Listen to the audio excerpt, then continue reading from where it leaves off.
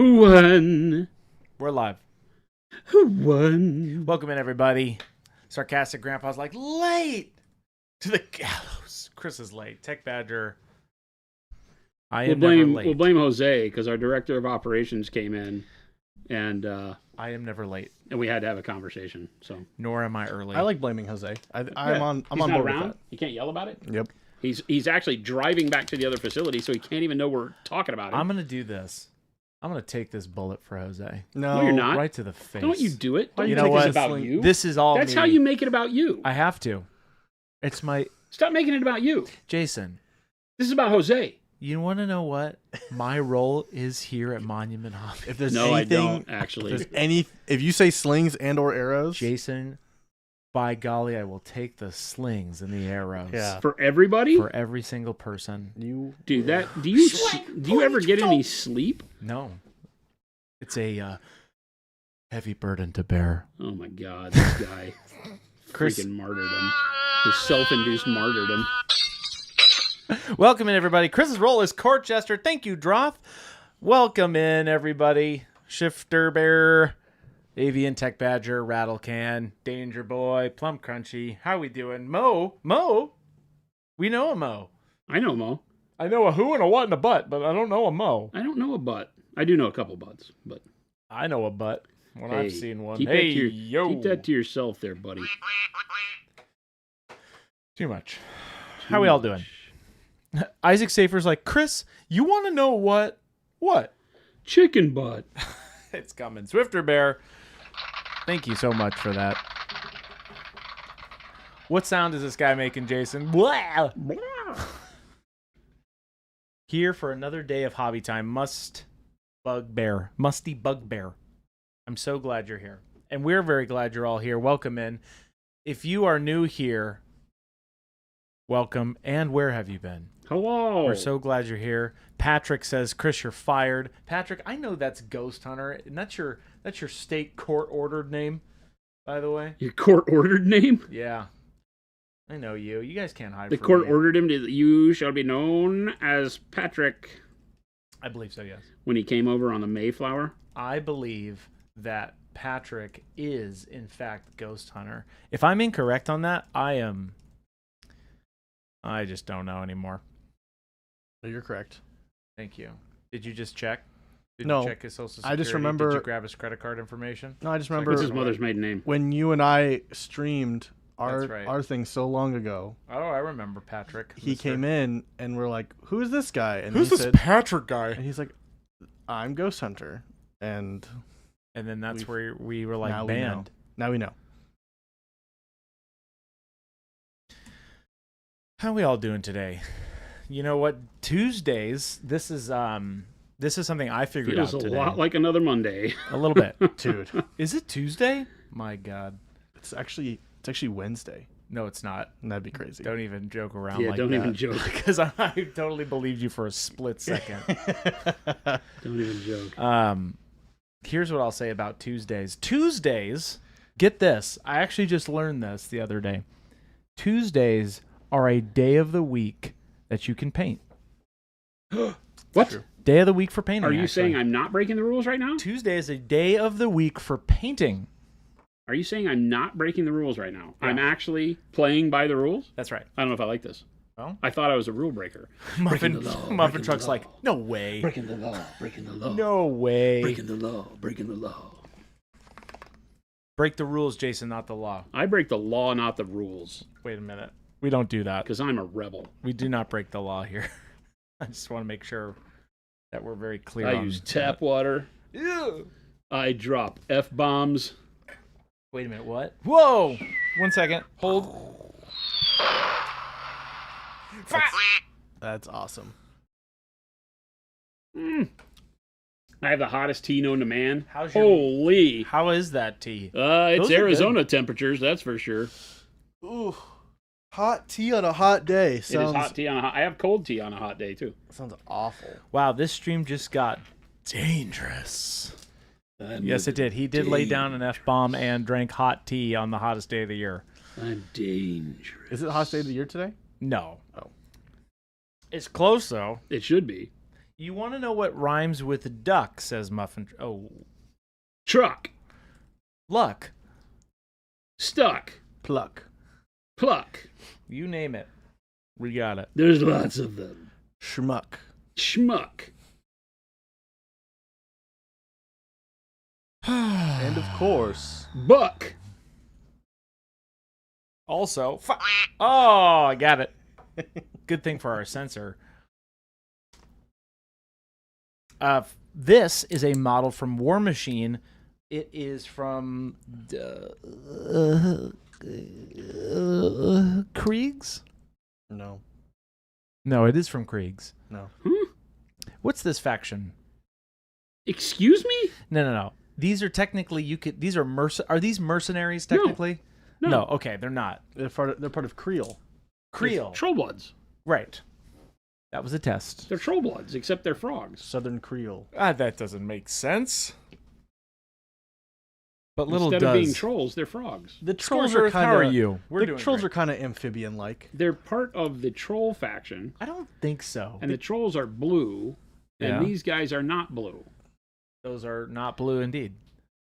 How's the season's Arizona hot as duck and just hot? Yes. Oh my god. The other season's not hot. The other No. season's perfect. Gosh, we have amazing. This one's hot. We have amazing every other seasons. We have summer and winter. That's it. Kind of winter. Well, we call have summer winter. and spring. Barely for like a day. We have spring for a day. Well, it's technically our whole winter. Yeah, winter is spring. He doesn't know what Spring. he's talking about, Chad. Okay. Spring. He doesn't Every know what time he's you say talking about. spring, I gotta hit Guy that doesn't know what he's button. talking about. This guy. I think we've got good summers here. I like the heat. Sue me. Sasumi. Bald man's like, did you order something? How we all doing? Hopefully you're all just loving life. I'm loving life. Oak and Fury, 3 months. Eeks with 12 months. That's a year. 12 whole months. That's like a whole year. That's right. Eeks. AMG Dallas says, sup? Sup? How you doing, man? Sup, bro? What up? I was talking about you yesterday. What'd you say? I said good things. He said that Dallas. I said Dallas had shown me some really cool Stormtrooper models, and He now did. I'm in a mood to paint Stormtroopers. He did. I just have to build them. That's always hard. Frazzle, frazzle. It's always razzle frazzle. Razzle, frazzle. I just have to build them. He showed me some really cool ones They're Dallas so says nice that to aren't build. available yet. Dallas which is says, always was a it a big good problem. thing? Jason, if they're new, Yeah. AMG models, they are a delight to build. I'll believe it when I see it. Yeah, I don't know if I believe you. They're awesome to build. I don't know if I believe you. I think he's. I don't know. Dallas says you got You to said that paint those up. droids were actually really good, Uh-oh. They were my favorite models I've ever built. and that's a good update. That's and they're, saying and they're something. thin droids. I'm They not went such- together. They went together perfectly. I'm not Awesome. such a thin droid. Their models always go together really well. Dallas says you got to paint up their Legion. join lines and engineering on them are always really good. So you don't have to Legion- clean a whole lot. For a Legion Adepticon game. I see. What's that? Dallas says you got to paint up for a Legion Adepticon game. I have something sick for you to fight at Adepticon. Well, yeah, but see, I already have all my rebels, and the easy way to join you at Adepticon is to just paint a few more rebels. Like, send me an X-Wing, and then I'm good. But yeah. I don't know that is what I want to do, right?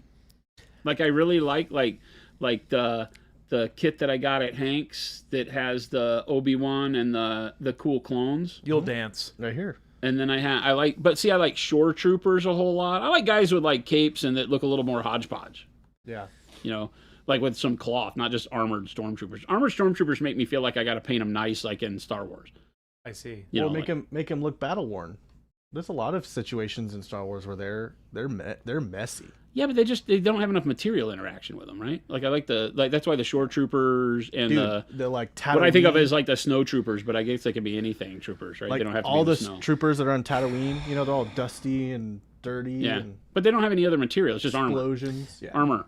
Dallas says you want stormtroopers with capes? Well, that's what you showed me, and I liked them. with capes. I But can I hear like- Dallas saying it. in my mind with capes. That's the only thing that's kept me from doing like a whole army with stormtroopers is that there's just not enough material differentiation. On and they don't have stormtroopers for my capes. liking. So, well, even just like a bunch of leather pouches or ones that have like pants, like scout troopers with pants, but only armored torsos and stuff. You know. If only we knew a guy. He showed me some really cool stuff. So yes, I'm very excited to paint some Legion. But right now we're painting frogs. Paint them like Spaceballs. I don't think he's gonna do that, Mo. We're painting frogs because frogs. The only way I'm playing Star Wars Legion is if I can find proxy helmets for Spaceballs, and all of my stormtroopers would have Spaceball helmets. And then big helmet. Dude, I bet we could do it. All rise for Dark Helmet. Let me see what I can do. Dallas, I don't think you're talking about my thing, but good luck out there. We trust in you. Angry Grizzled mini painting. Speaking of stormtroopers, if I use the new one-step bright slate gray, should I underpaint with a brighter primer than with a white Zenithal dry brush? I ain't helping Chris. I mean, I preferred, I prefer doing like, you can do black and white, you know, with the Zenithal. That will give you the most pop. But you can do other colors too, depending on how you want your white to look at the end of the day. Like if you're doing the Stormtroopers, if you want them to look a little bit more dirty, you could do it with, you know, like a dark brown as your shadow base, and then white over the top would be really cool. All sorts of colors you can play around with. Remember that your base coat doesn't have to be monochromatic in that black and white mentality. Chromatic base coating can do wonders. You know, these guys we painted up with camo greens and things to get them going, and then did the one-step olive yellow over the top of that. Was it olive yellow? No, bronze yellow we chose to get them, because I was looking at a reference picture of I just typed desert salamander into Google. Jason. And I got a really cool color scheme that I did. This is Chris not listening to me and interrupting with his own train of thought. No, I'm so That's sorry. what he's doing. Give me 1 second. See? Jason. No. Could you do me a favor? Not ever. Jason, please. Not ever. I'm asking you very nicely. Never. I'm not going to talk about painting fire. Can you walk us through the process of painting fire? No. I can't. What if I said pretty please with cherry on top? That'll make it even worse. I'm talking to my friends here. You're interrupting. Dallas says, I want huts as well, though. I don't...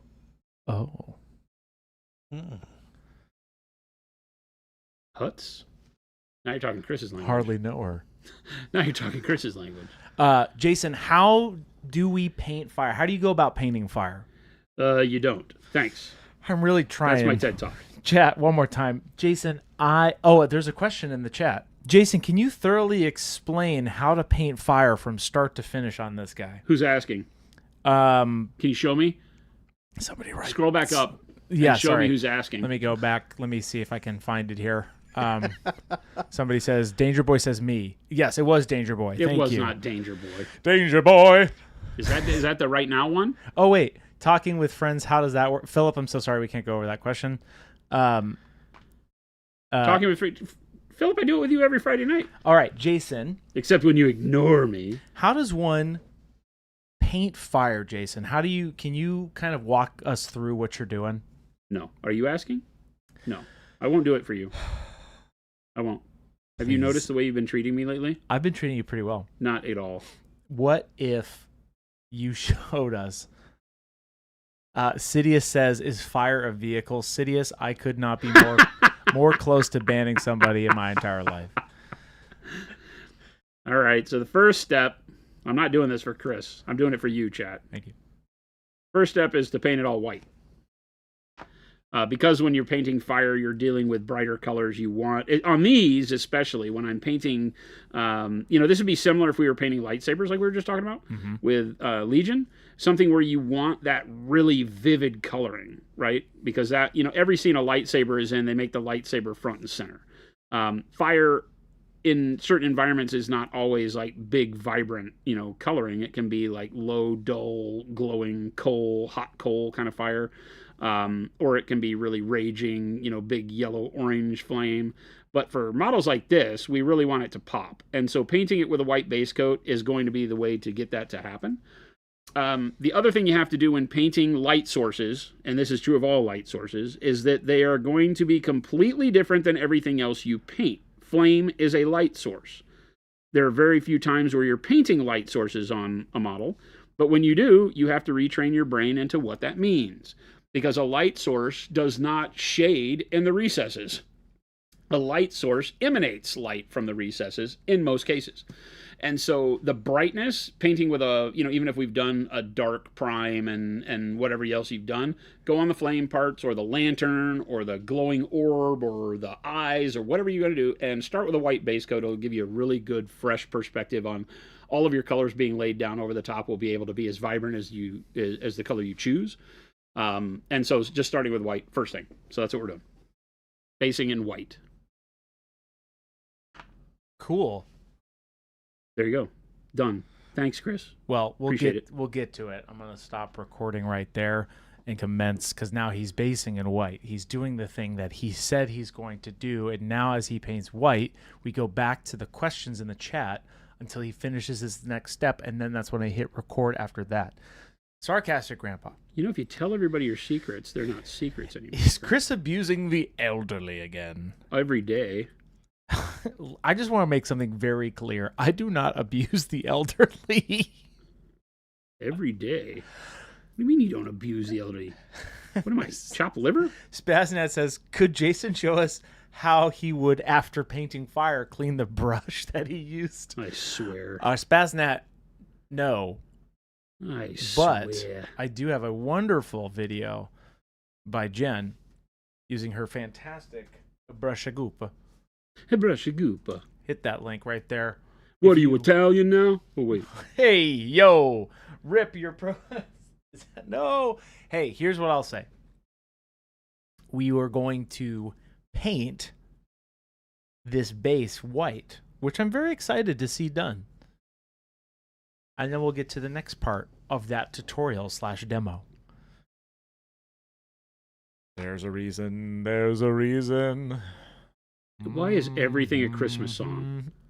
It's I'll let really you, annoying. I'm going to let you answer that one, Jason. It's really annoying. First of all, why not? Because it's annoying.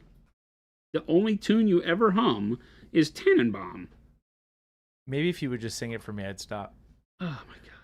That's not even remotely true. And a 3. And then and a I've 2, now sung it and been caught on the internet where it's there forever. And a 3, and a 2, and... Nope. You have to pay more money for that.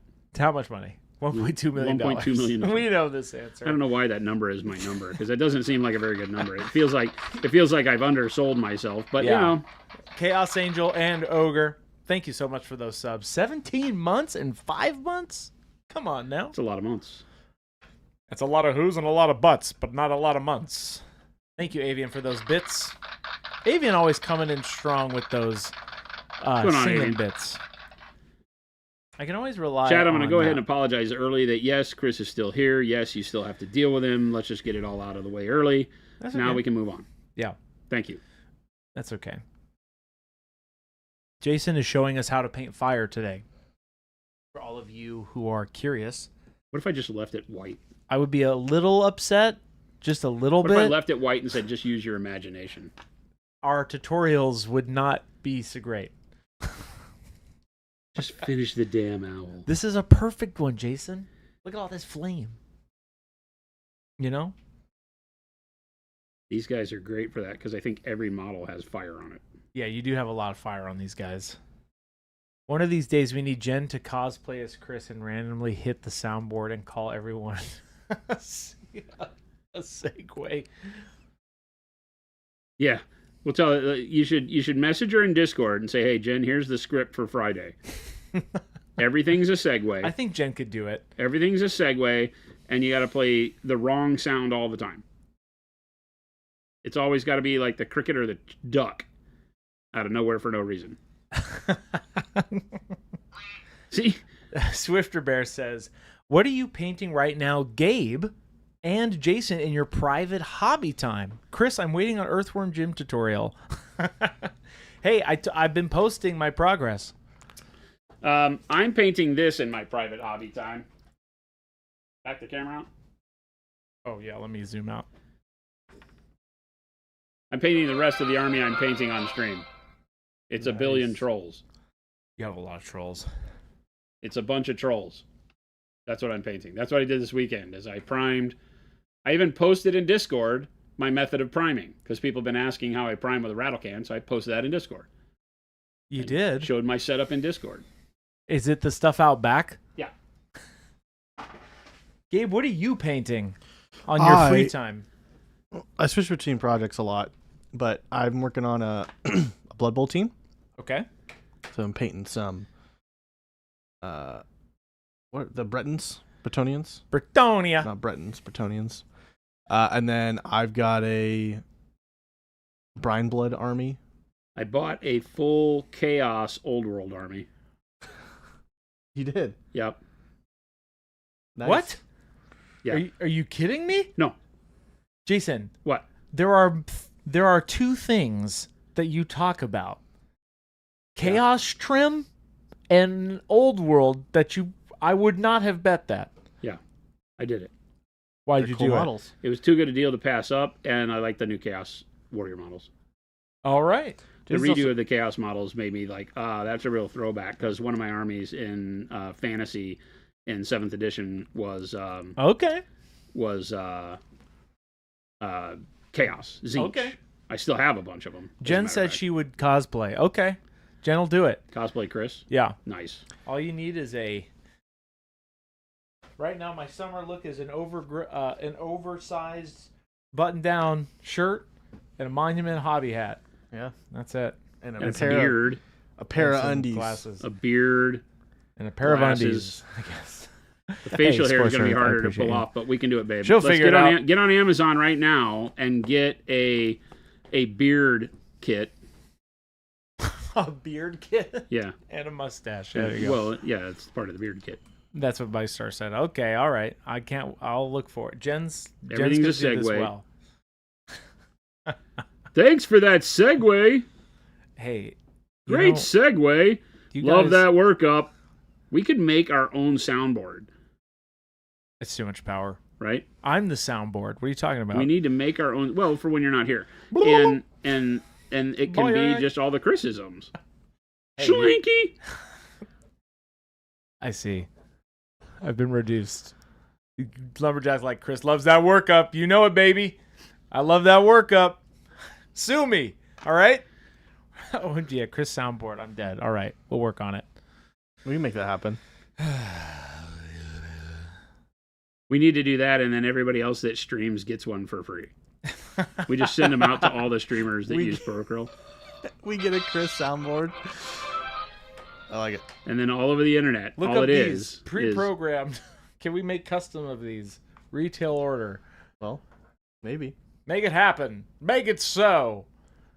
We could. I want 1% royalty on every sale.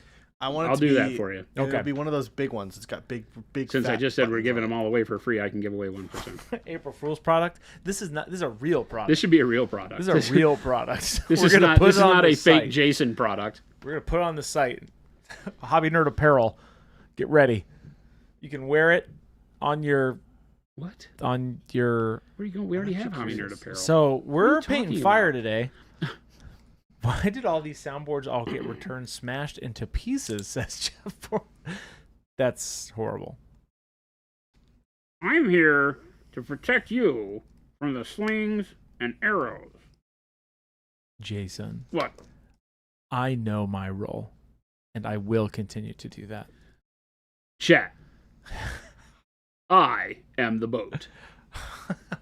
It's a ship, Jason. Come You on, man. are the raging waters. Jason is the captain. Jason, HBCD craze. It's HDTV craze. HBCD. Nobody listens. Nobody listens to me. Conquer says, question, what is it called when you try and darken armor plates around edges? I think it's putting a wash down, question mark? Darken them around the edges. A wash can do that, yes. A wash typically is an application of a low opacity color in a shade, a darker color, that seeps into recesses. So a wash would go in between all the little deep spots in these flames and darken them up. We did pop in really close. Yeah. We did a technically a wash on the skin, and you can see how it's dark up under the folds of the skin. That's where the wash would go, in the lines and the folds. If you want it on the edge of armor panels like that, like in the recesses around the panel lines, then yeah, wash works really great for that. If you're talking about the edges of armor panels that are flat, then that's just what we call panel highlighting, right? So like on the flat side of tanks, where you just bring the brighter color into the middle and you leave the outside dull so it looks like it's kind of beat up. So, but if you're talking about the lines, then yeah, wash is a great way to do that. Sometimes called a pin wash if you're doing it specifically just in the little lines. Stuff like that. Shailene, what's going on? AJ, just a game. Oh, that tea just is a never guy. going to be Welcome. drinkable. We'll get there. Papa Chicken says, question, this might sound like a joke, but I'm actually seriously asking. How would you paint white fire? Just a light gray around the exterior of the flame, question mark? White fire. Like if you wanted, are we trying to do it in black and white, or would the rest of the model be in color? Is it and like this a is some sort ghostly of white- weird, yeah. like magical flame that's just white? Ethereal kind of flame?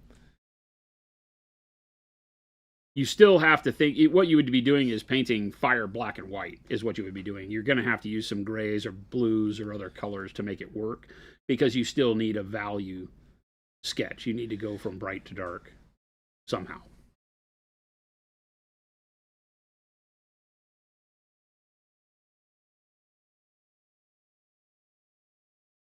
Like the fire is burning white, weird chemicals or something. Yeah, you'd still pick another color like blue or green Yep. or something like that, and work the tips to be that color. And then you just have a white center where the heat of the flame is. The heat of the flame is we call the ignition point the hottest point. That's not necessarily true for all fires, depending on the chemical. A lot of times it's kind of at the point of the initial flame. Like if you look at a torch flame, it has that, what we call a traditional flame shape, right? The torch Yeah. would be here, right? And then you have this flame that licks out. The hottest part is right here, typically, Yeah. right? In this area of the flame. But we paint it like it's here, right? And that gives the overall feel, because normally this flame part is not big enough at scale to choose where. We just call this first lick of flame. Like if this is a flamer, and then the big flames come off the edge of this, but at the very point of ignition, we'll call it, we paint this bright. And then you get darker colors as you go away from there, right? You'll see how I do it here. He'll walk through it for us in this beautiful, wonderful demo. I don't know that I will. I feel bad today, so... which is actually true, so I don't know how much talking I have in me, but we'll get through it as best we can. It's a bad day to ask me to do big tutorial stuff. I guess that's true. We'll make it through. I did not unfortunately wake up today feeling very good, chat, so I apologize.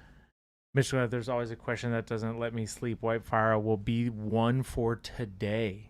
White fire. I mean, somebody very who was- doable. Yeah, DBZ reference. Yeah. Danger Boy, they had some of that. AJ went well. Joe says, what painting skills should you focus on to go from army painting to competitive painting? Oh, great question. Ooh, great. Yeah, that was a good question. The biggest thing is to start moving towards being able to handle light as perfectly as possible. That's what we're trying to do as painters in all genres of painting, is recreate the idea of light. So whether or not I pick up a canvas and paint mountains like Bob Ross, or a portrait, or a superhero, or whatever it is, what I'm really trying to do is apply light to a form in an area where there is no real light, because obviously light on this model just lights the surface of the model. 3D becomes a little bit more realistic, but as I turn it, the shadows move, and that doesn't do us good for our painting, right? Like the shadow of his chin moves wherever the light hits it, so I have to paint a specific shadow on it. So as you're getting more into display or competition painting, what the judges are typically looking at is that usage of light and storytelling on your model via that light. That is key. Now that's also going to impact the way colors are, how your blends work. Everything comes downstream of your interpretation of value and volumes on your model, which is light. That contrast that light provides is evident in the value, the bright to darkness of your piece, and that all of that is placed correctly for your light source or sources if you have multiple light sources, and then the volumes that makes in bringing shape into the model. Because, when we paint armies, we can rely on the shape of the model physically, like this piece of plastic, to do some of the shading and give us some of the contrast that we're going to need for gaming models. That's just the way we paint quicker, right? We're going to allow to not go in and do a tremendous amount of work like on the skin on this guy or the spikes or whatever. We just use color as the contrast and stuff, and we know that when we put him down at 3 foot, he looks good. Right? And that's great. So this is enough. So we can paint quickly, we can get good models on the table, have a good feeling about our army, and not have to spend a ton of time. Then the next style from this is to then find that value and start making materials look different. Probably not doing the true metallic metal, doing non-metallic, but that's not always the case. You can get away with true metallic and a lot of that. But start defining materials better, like really detailing the leather to look like leather, working the metals better, making the skin have a texture, maybe with stippling. You're starting to apply that narrative thought of how you use your paint to tell a better story of the parts of the model and the activity and the environment that it's in, things like that. And that's a very broad statement, because none of that is going to turn a model into a perfect model day one. It's a lot of work, because you're going to have to then find, but like I said, I think that finding that interpretation of light is your first place to start practicing. And you do it, some people do it by just injecting a dynamic light source on the model. Some people do it, like Chris recently has started trying to paint OSL on a lot of models, and that's a good way to do it, because that will help you interpret light a lot better. You're doing models like this where you have flame will help you get there.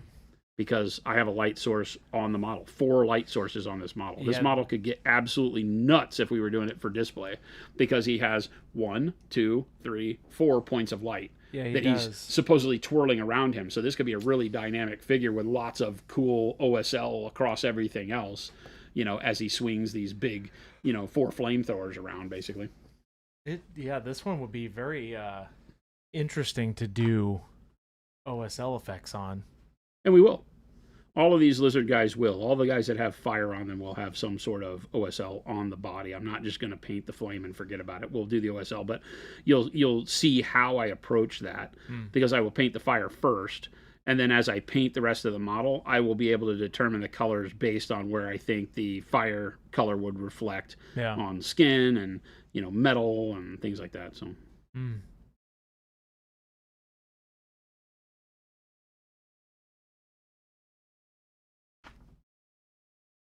These are fun models. Yeah.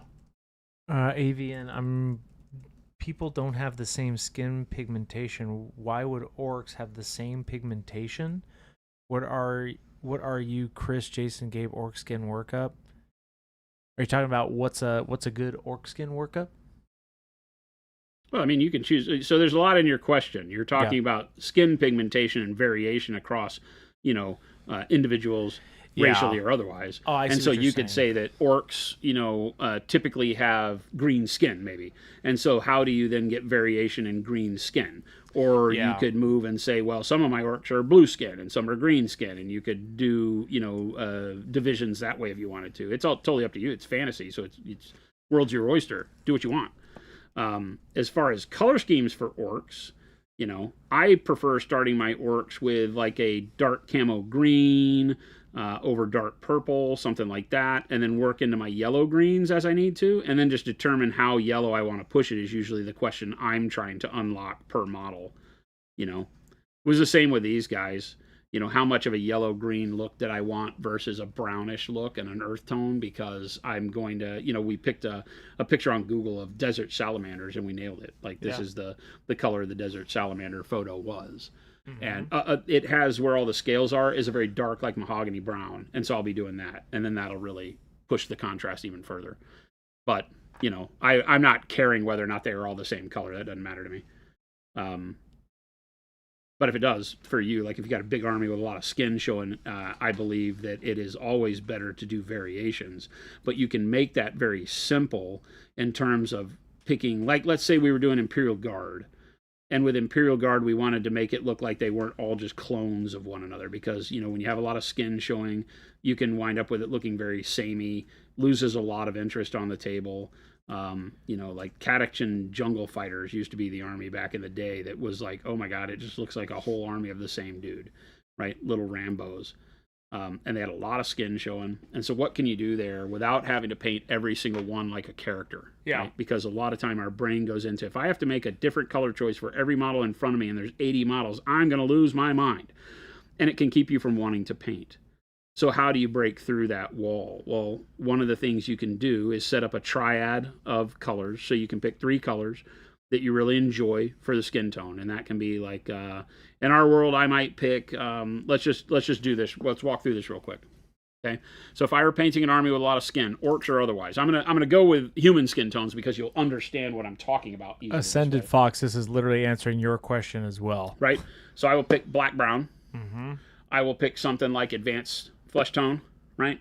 And I will pick something like maybe tan flesh or bright shadow flesh, probably tan flesh, right? Because it gives us a little bit more desaturation. I could even go with like a peach flesh in there at the top end. Let's do that, okay?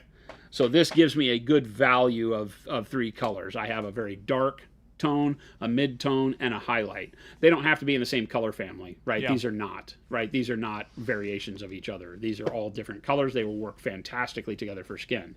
Now, I can paint a whole army of 80 dudes and make none of them feel repetitive, with this, because I can leave more of this showing and I get more of an African skin using this as the highlight. Mix those 2 together and I get 3 colors out of this, right? 1, 2, 3. And that can give me like African skin tones, dark skin tones, right?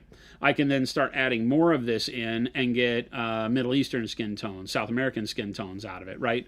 And then I can start adding this in and I start getting Asian and Caucasian skin tones. So now with 3 colors, I can create anything. And what I say all the time is it's just a matter of which of these colors do you see the most of on the model. And that's up to you. You can see more of this color on the model and the skin's going to be darker. You can see more of this color on the model, and it's going to be like that sun-baked. It can be anything like North American native. It can be Middle Eastern, whatever. You're not worried about specific colors because that doesn't really exist in language. It exists in language, not in reality. When you go and look at and study skin tones across the globe, there's tons of repetition. Right? It has more to do with climate than anything. And so you start getting to where you have, like, if there's people out on a sunny plain or whatever, you start seeing more of this color. And then if you want more pale added into it, they're from cold weather climes or whatever, you still have these 2. You have a shadow and a mid-tone, but you have more of this. So you bring your highlight more into focus and that skin will become more pale.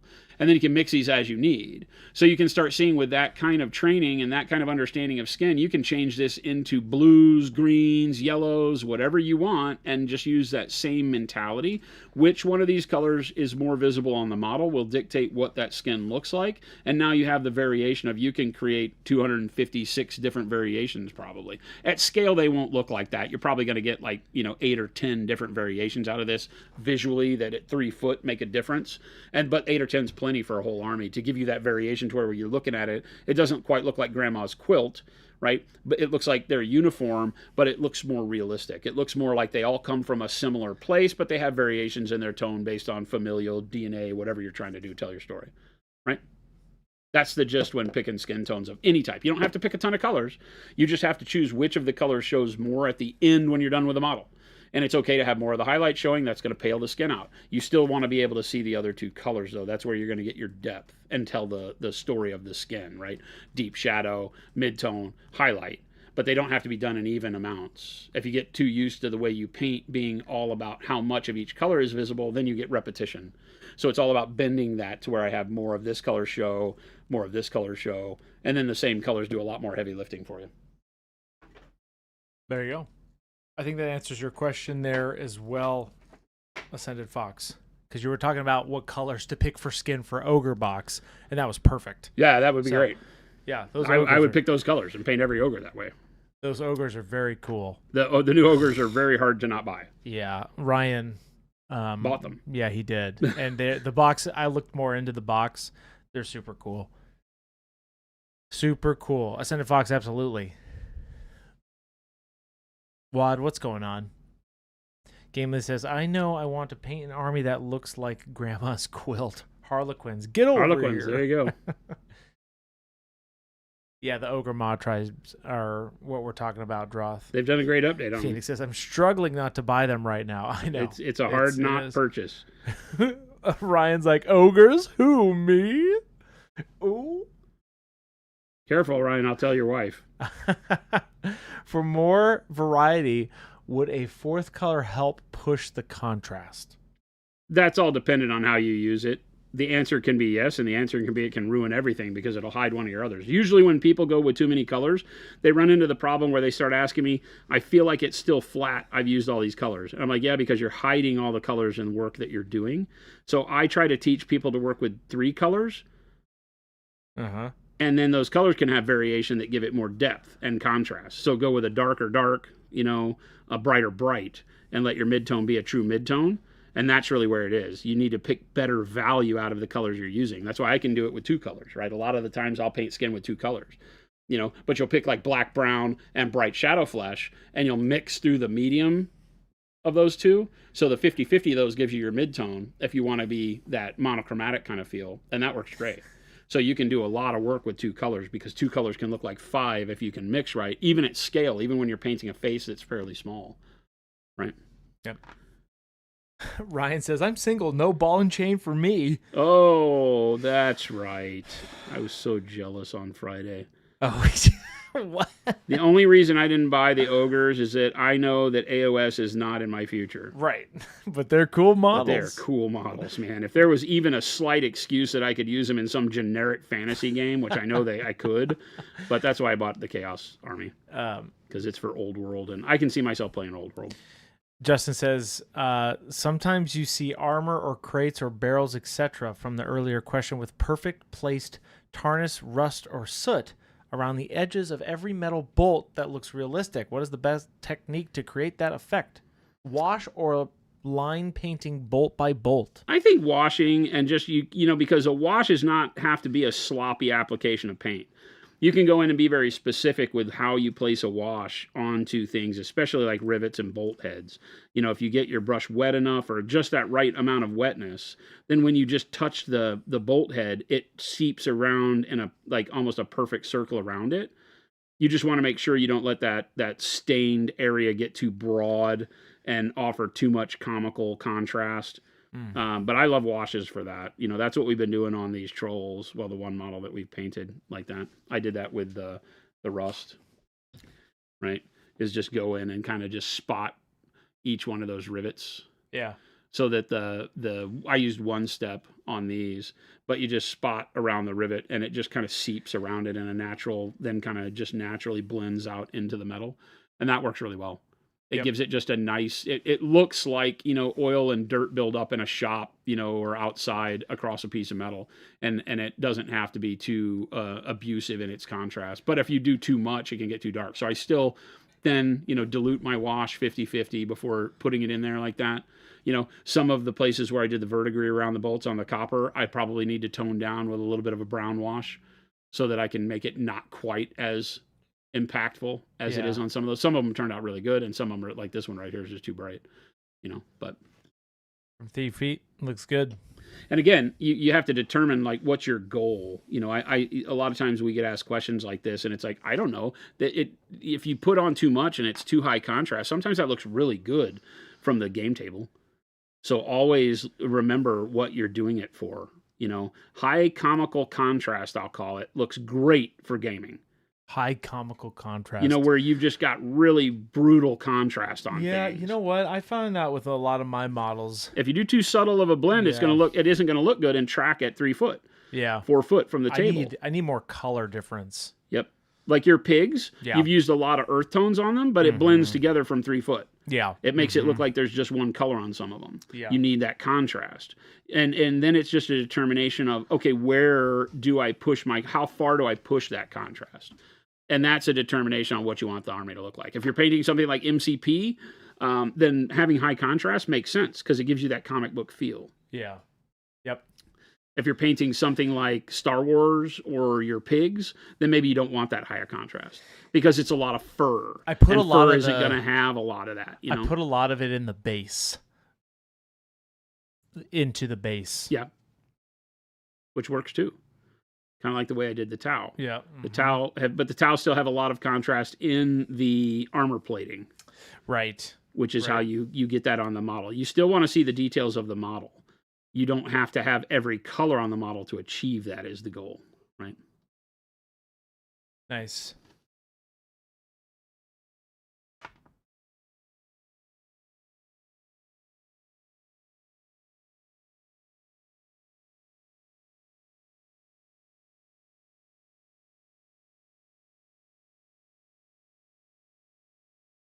Yes, my wolves look incredible close up, but from 3 feet, having to push contrast again against my better judgment because, alas, they're supposed to be game ready, not display ready. Yep, contrast is king, especially on the and tabletop. you'll see a lot of painters that paint for competition and display quality that will still pump the contrast up beyond realistic levels because they want to be able to grab your eye, right? You want to be able to create a point of interest on the model, and contrast is what does that. Yeah. Whether it happens because of a color that is very recognizable, it's still because that color provides contrast on the model, right? Subdued, muted, realistic colors don't provide as much initial pop, we'll call it, as contrast will. And going with a brighter color next to a dark color is the answer there. And you just have to determine how that sits on your model, how you're going to use that to your advantage. Yeah. Make it look the way you want to, don't ever do anything that doesn't look good to you is the key. No matter how much I say it or somebody else, you see some Slayer Sword winner says it, only do what feels good on your models. But that's what we go back to when somebody asked, how do I move from being an army painter to a display painter and a competition painter? Great It's question, all Joe. about this stuff. It's all about learning how to control color and contrast in a way that depicts light as realistically, or not as realistically, but as dramatic and interesting as you can be. All right, I think I got most of these areas white, pretty white. Pretty white.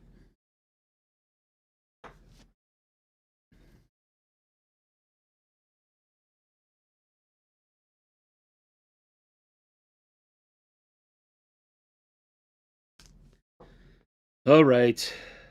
Now the fun stuff. The fun stuff. The fun stuff. I wish I could drink my tea. It says enjoy. It's like on what planet? You know what I learned? That I've always known, but always is baffling to me because I watch so much sci-fi. What's that? Is that space isn't cold. So I just had the thought in my head: is what I got to be in outer space to drink this coffee? But that's incorrect. Space is super hot. Yeah. Huh. But in all the movies, they show everybody freezing up. Oh, right. Right, like the dark cold of space. That's a good point. All right, let's use some fluoro colors. Okay. Some fluoro yellow. I'm actually very intrigued. Some fluoro red. And I'm some very fluoro intrigued orange. on how you thin your fluoro. Pow! Nice. Fira! How I thin them? Yeah, I've been using a lot of that yellow, and I'm just like when I go to brush it for this exact effect, that's why I'm excited to see. You struggling with it? A little bit. Okay.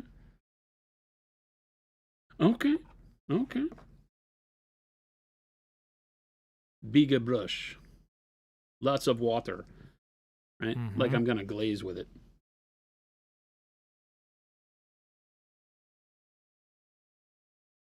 Like you're gonna glaze, okay. Yeah, like I'm going to glaze with it. Right? Because they're already fairly see-through, but I'm going to start down here. But I want to really push it even further so I get the brightness of the white showing through. Really nicely. And I typically just paint the whole thing with the yellow for the starting point. You don't have to. If you have a structured flame and you already know where you just want the yellow to be, feel free to just plug it in where you want it to be. Do you do that because that's kind of the hottest point? Is the inside? Well, white is going to be my hottest color, right? That's the way this will work, is that white will be the warmest part of the ignition source, like close to the mouth of the flame here, and in between some of the licks of flame as they fly outward. Yeah. But I'm just painting the whole thing yellow first. because I'll go over it with darker colors like orange and red, and so the yellow will only make those colors warmer anyway. So painting the whole thing yellow is irrelevant. It doesn't hurt anything to do so. Got it. Okay. Make sense? Yep. I know I want the yellow close to the mouth here, and if I knew, I could just, like I said, I could just put it where I want it. I could just bring it out like to here and be fine with it. But it's easier for me to just build the color up over the whole flame first. That way, as I put the oranges and the reds over it, we get some cool effects sometimes, like if you do them thin enough, you can get kind of a watercolor blend going. You can do some wet blending with it. That's kind of fun. I don't know that we'll get a whole lot of that done here because I'm painting 4 flames at once. Yeah. So most of my paint will be dry by the time I come back over the yellow. So I don't know how much wet blending we'll get, but that's not my goal. My goal is to use the power of transparent colors, which the opaque or the fluorescent colors are very transparent, very translucent by their nature, and by thinning them down as heavily as I just did, they become more so. They're not fully opaque, but if you just take them right out of the bottle and paint them over white, you'll get the feeling of a more opaque paint by far. So I don't know if that's what you're experiencing. Maybe. You think you're not thinning enough? Do you think you're thinning too much? I think honestly, I'm getting better at it. I just need to start thinner and build up. That's it. Yep. That's it. You hear me, you hear me say this all the time. Yeah. You need to make it part of your vernacular, right? To over thin and layer up, because you are in control there. That's how you control color, value, volume much better, is by thinning your paint, and you can let it, you have to have patience because you got to let the first coat dry before you can put a second coat on, but you can always put the second coat on, and you can continue to thin or less or more dilution as needed to make sure that in 2 or 3 maximum coats you get everything done that you need to do. Yep. If you don't dilute enough, then you wind up with too much color most of the time, and you feel like, wow, what was I supposed to do? Right. Because that doesn't look like all the people I've seen use this color, or paint this way, or that lesson I saw, or that class I went to, and it's controlling the fluidity of your paint, right? Mm-hmm. By dilution is one of the hardest things to do, and one of the things we talk about the most on the channel. It goes hand in hand with what is called brush control, that crazy beast that everybody throws out there, the unicorn of brush control, right? How do I mine brush control? How to mine brush control? That's a World of Warcraft reference for you old folks. How do mine fish?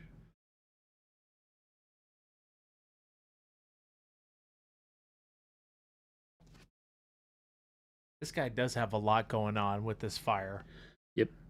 He's the leader of the force, so. Oh, he is the lead. Okay, he's a warcaster? He's the warlock. Yeah, okay. He's the warlock. Got it. Okay, that makes sense. He's your leader for this list. Bugatti Bomb. Banana. War Chief Bugatti Bomb. Got it. Okay.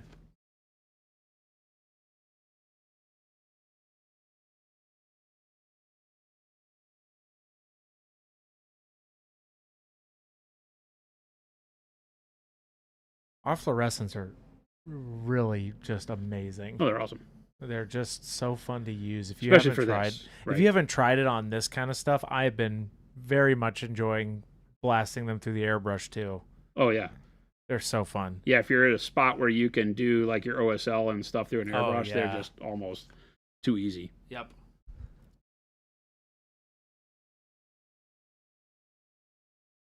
Again, just slopping it on there. I don't really care. Notice I'm painting the flame before I'm painting the things around the flame. That's your choice. I don't know that there's a right or wrong to that. I'm not going to push for one or the other. There's times where I paint the flame last. I just felt like today this is what I wanted to do. So I'm kind of cheating it in early. Cheating it in early. Yeah, a lot of times I would want to paint whatever's around the flame so that I could build up a little bit of the glow onto like these other pieces. But I know that with our fluorescents, I can glaze on after the fact and it won't be a big deal. Oh. You mean paint some of the OSL effect before? Well, no, I would paint just the steel and all the stuff around the flame, right? Oh, Because you know yes. these clubs have got like mouths on them, and I Yeah, would want to okay. paint. I would want to paint those so that now when I'm putting the paint on, I would get the benefit of whatever overage of the yellow that bleeds onto that would act as an OSL because it's a glaze enough that I would get kill two birds with one stone. Gotcha. Right. So now we'll move to orange.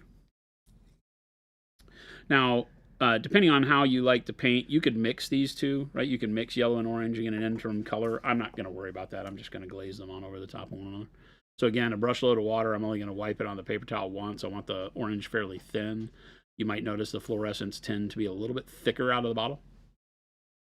So with the orange, I'm just going to start like kind of around here, and I'm just going to start bringing it over the yellow and licking it up into the top end here. So a little bit more specific as I go in between these flames, these licks of flame as I go down low, and just kind of push it around.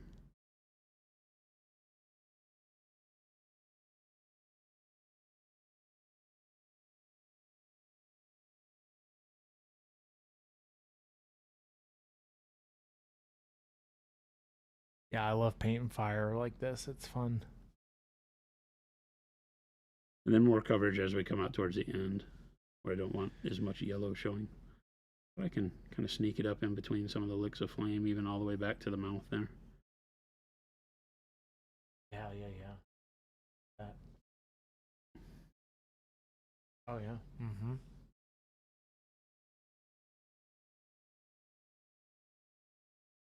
It's going to be difficult.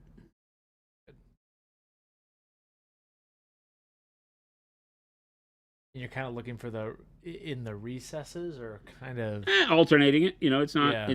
it's both. You kind of want some of them to go high, some of them want to go low. because flame is so irregular. Flame's alive, anyway. right? Yeah. It acts like almost like a living creature, like liquid, so it flows in and over itself. So you can go in between the licks of flame, over the top of them, and keep that crazy chaotic feel of it going. Yep.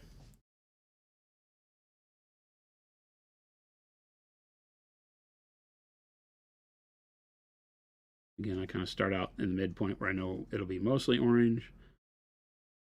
Lap my paint around, and then just kind of come in and dig in a little bit around the base here. The nice thing when painting fire is there's no right or wrong as you're starting out. You'll be coming back and balancing all of this out as you go. You have the power to bring white back into the equation and paint your white back into recesses and such. Yeah. To really make it look however you want. Don't worry if you, like on me, I might be moving too fast and rubbing paint off. It doesn't matter. Oh. What? Hold on. What happened?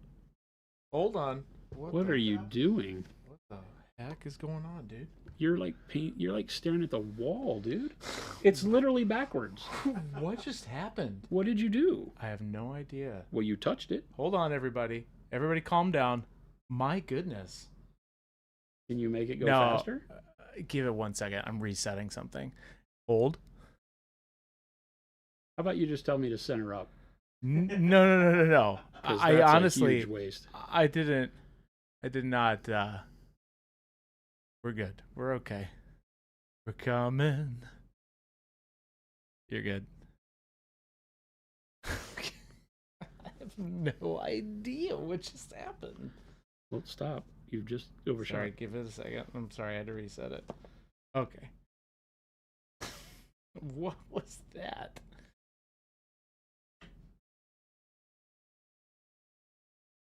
Okay.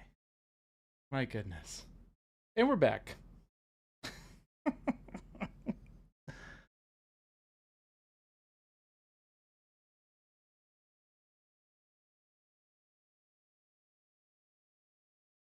There we go.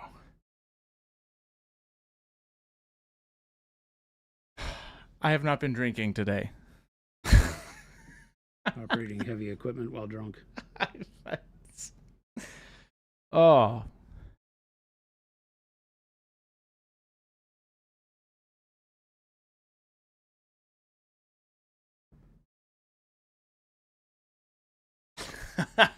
God.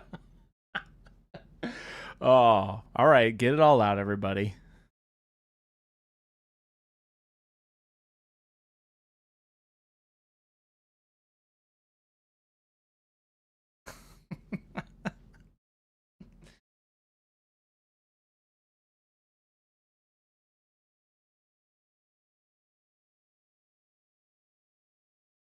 Don't push the red button.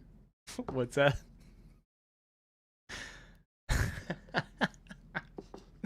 It was literally pointed 180 degrees the wrong direction. It like reset itself for some reason. Weird. You hit the reset button. There is no reset button. That's the weird thing. There's literally no reset button. All right, these are wet, so I'm kind of need to avoid this. Can you turn the air compressor on? Yeah.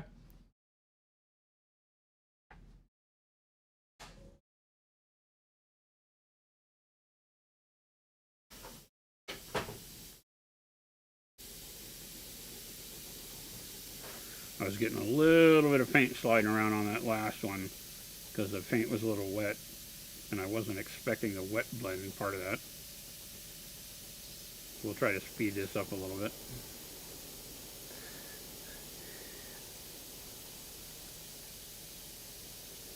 Jen said I didn't do it.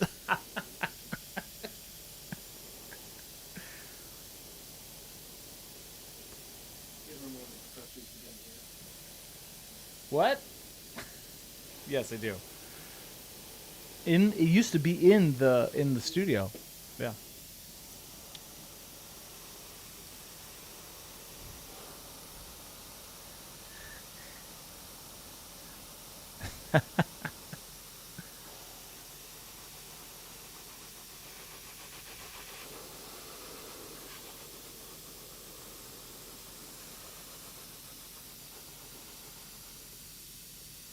This is just cold air, about 4 inches away, 3 to 4 inches away.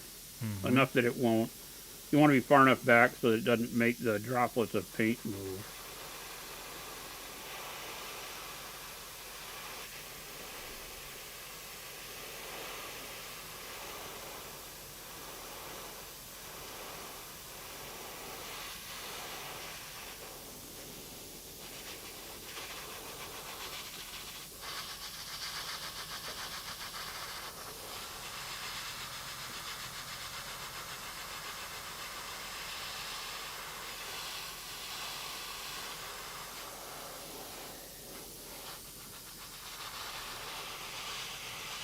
No, he's Shailene. There's no opportunity for him to bump anything. It's way up there. Oh, he's trying to blame it on me? No, Shailene was saying, I'm very surprised Jason doesn't knock/bump the camera. No, it's like 6 feet above my head, or 4 feet above my head. We just have a ridiculous piece of glass on the camera that lets it. Yeah, be let's that just far zoom away and in look like and it's that close. all that good stuff. Next product, Monument Cold Air in a Bottle. No. Jeff, I pitched it for you. You're going to have to send that one to support. Nope. Not happening.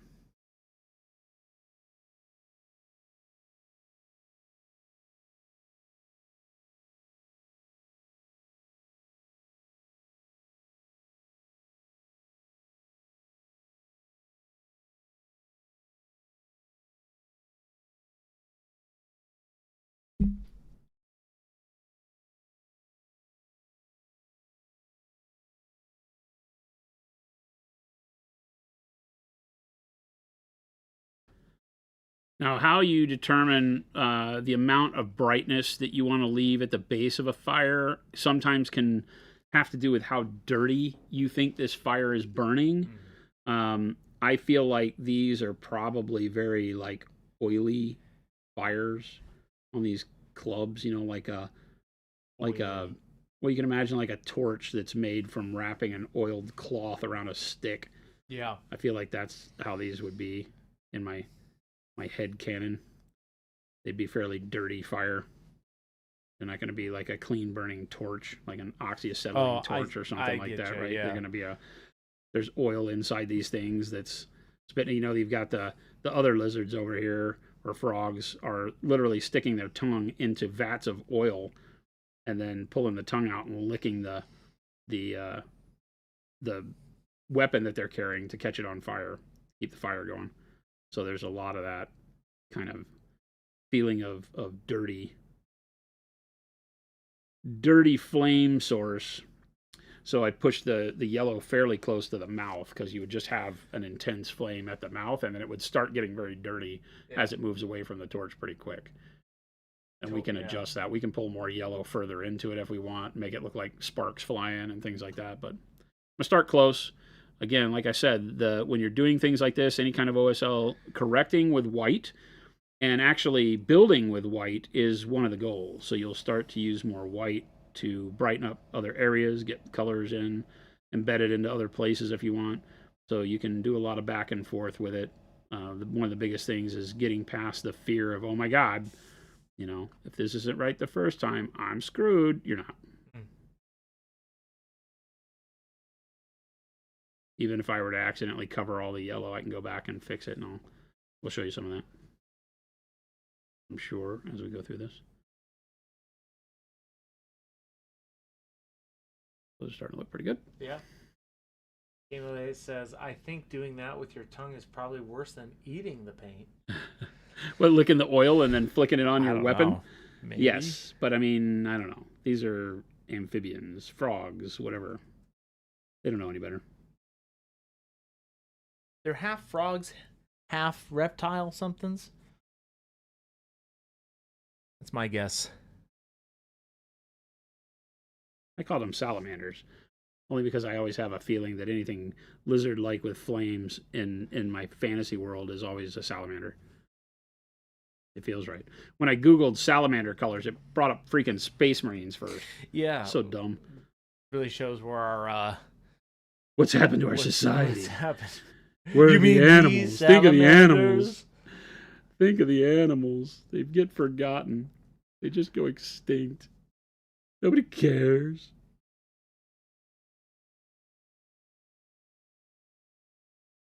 Shailene, yes.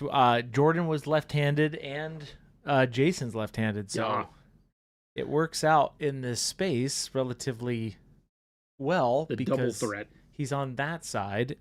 So when we originally had it set up, we had two painters doing it, so you could shoot it from the same angle and not have it look weird. Well, the hard thing is that Jen was right-handed, and she was the first double stream, and so it made it nice because we had basically like a big conglomerate camera set up in the middle, and she painted over on the other side of me where the camera could be on the right side of her, which is the correct side for her right-handedness, and the left side of me. And so for the longest time, this setup was perfect for two tables. Then Jordan got hired, and it was like, oh, we had to move a camera over for him and all that.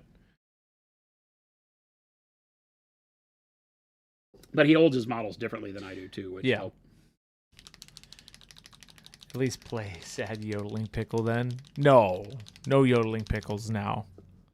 You don't condone that. Oh, there's way more than just two of us. Oh, you'll see, Droth. We're going to get there.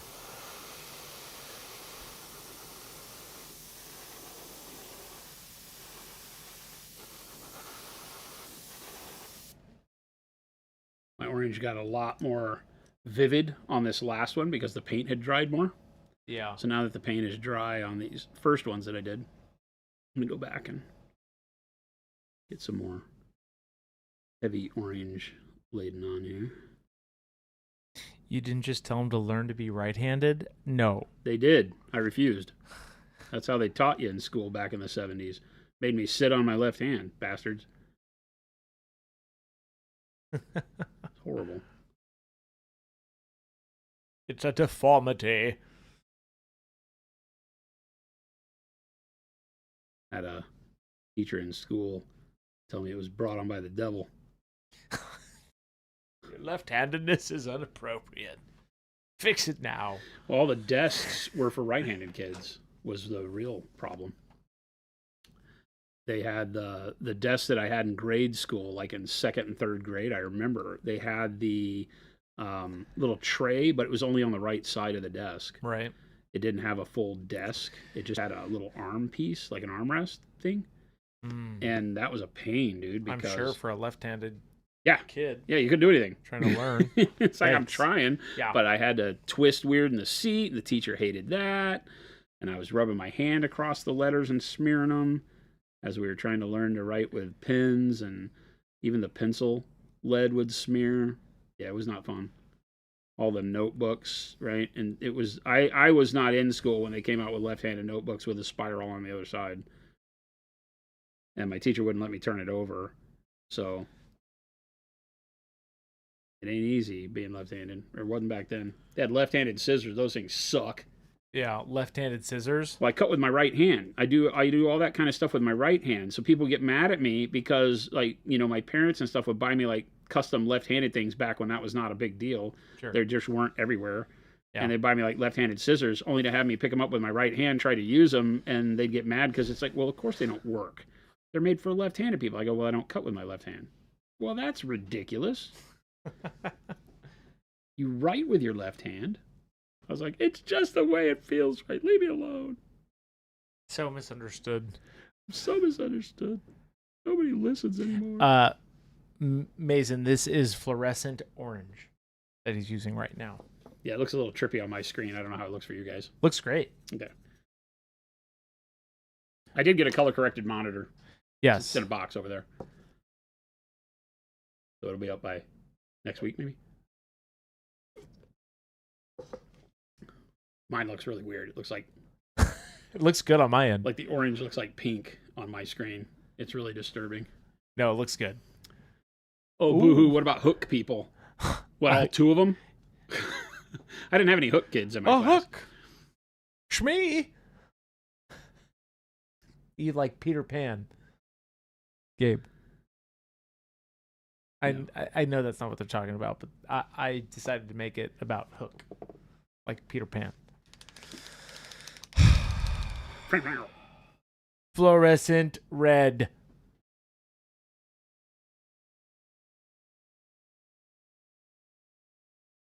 So you do this, you're not mixing right now. I'm just going straight over the Yeah. top, right? I'm not really doing anything special. Yeah.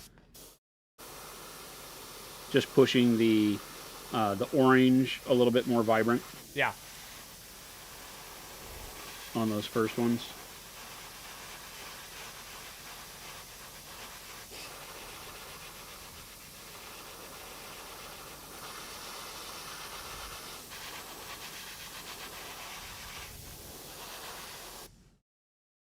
That's looking pretty good. And then same thing, I just want to get quite a bit of water on my brush so I can thin this stuff down. Again, remember, over thinning is much better than not diluting enough, Yeah. right? Because even if you can see through it, you can put another layer like I did with that orange.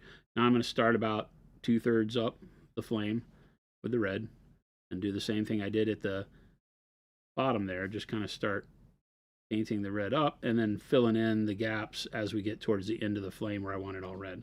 Uh-huh. And I can just kind of, again, be haphazard with it. There's no, like wood, you know, there's a lot of variation that you can create that's going to look great. You just want to leave enough of the orange showing and then push it to red out towards the end.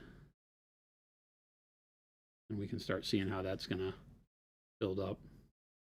The blending happens from it going into the little veins. The veins right? of the fire. In between the fire Yeah. licks, right? And if I want to push some red on in here, I can. I just don't want to cover the orange. I don't want to go back too far. But like even this little lick of flame out here, I can bring a little red onto the tip of that one too. Yep. Right?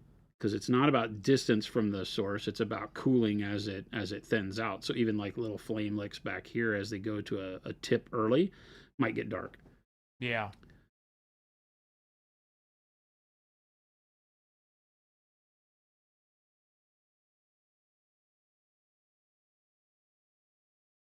And the fluorescents make this so easy. Did this whole workup with Yeah, just white as a base and then fluorescence over the top. So it shows the power of a fluorescent color when used over that bright base coat. Just gives you so much vibrancy without trying at all, right? And now it's going to be much brighter than everything else. And so when we go to do the OSL on the body, it makes perfect sense right out of the gates.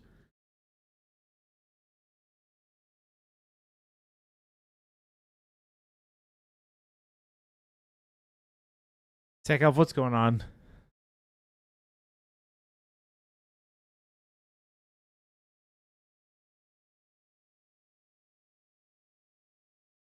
I like that. That's That starting looks to look great. really good. Yeah, yeah.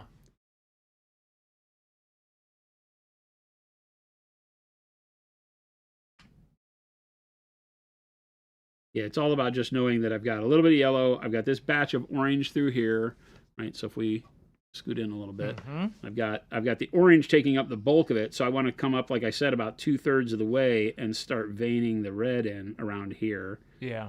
Right. And then as I get it built up, then I start filling in as I go out towards the end, where there shouldn't be anything but red. I mean, I say anything but. You can have a little orange. There can even be a little bit of yellow licking out here, like a spark in the middle of the body of the flame. You can do anything you want. You just want to have it be prevalently red out here, or primarily red, so that you give that transition of color that makes sense.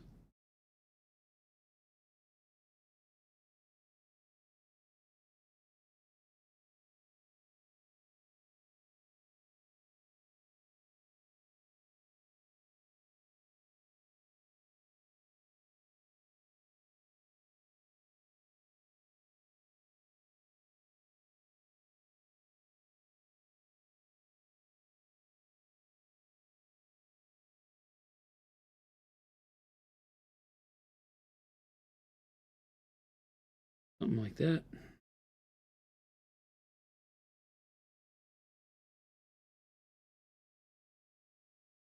Those are starting to look really good. And super easy. Looks like a hot Cheeto workup. It is like a flaming Hot Cheeto.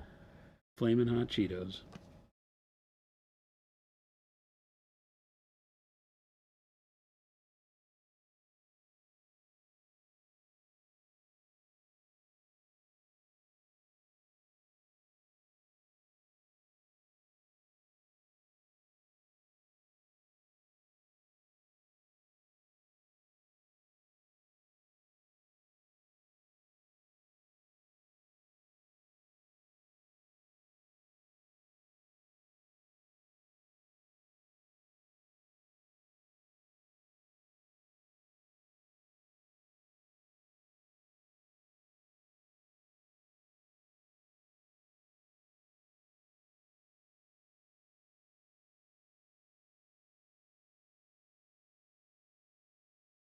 My Casoda's capes are orange, then highlighted with white, then all glazed in fluorescent orange. Looks amazing. Nice.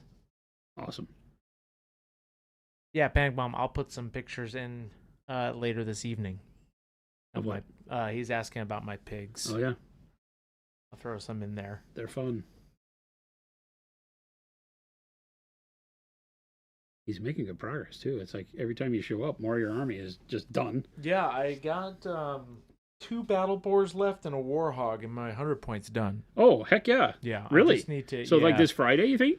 I'm thinking so. If I get some time, maybe Thursday or Friday morning, I might have a full point. I was kind of waiting to see how this list did before I painted those. You having enough fun with it? Yes. Well, and just to see if it was functioning. I've unfortunately had a bunch of failed prints this last week, so I was trying to print a road hog, but I think it's just too hot. Oh, so you're in your garage with the printer, aren't you? I don't think it's almost impossible now. Yeah, I got one. The resin's gonna not be. Yeah, I think it's too viscous. Yep. So too watery. I got one good small print of a new low viscosity, not too viscous. Not a war. They're warlocks technically, right? Yeah. Not war. It's yeah, we call them warcasters. Everybody's gonna know what you're talking about. Okay. I printed the doctor, but I Arcadius. But for his list, I need a bunch of other things to print, and it's so hot. I had messed around with too much 3D printing stuff this weekend, and it just kept failing. Yeah, and that's super frustrating. Yeah, and I had to change my FEP out. I had to do that. It was fine, and then one print worked, but it was the smaller one, so my new Warcaster came out good, but I need to do his list, I need to print up some different stuff. But my main list, I should we'll see if I can finish them. I'm excited to see them. Chris is doing the hard work. The battle boards are actually pretty strong. And they've got some OSL on them. They actually have some fire, so this is perfect timing. A couple of the Roadhogs have flamethrowers like this. So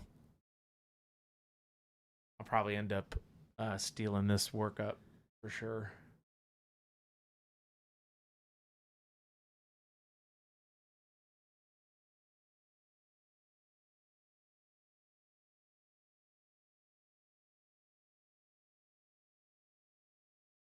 Looking good. Yeah, Panic Bomb said you're starting with a 30-point list. Good, definitely learn. Mason, printers are awesome until they aren't.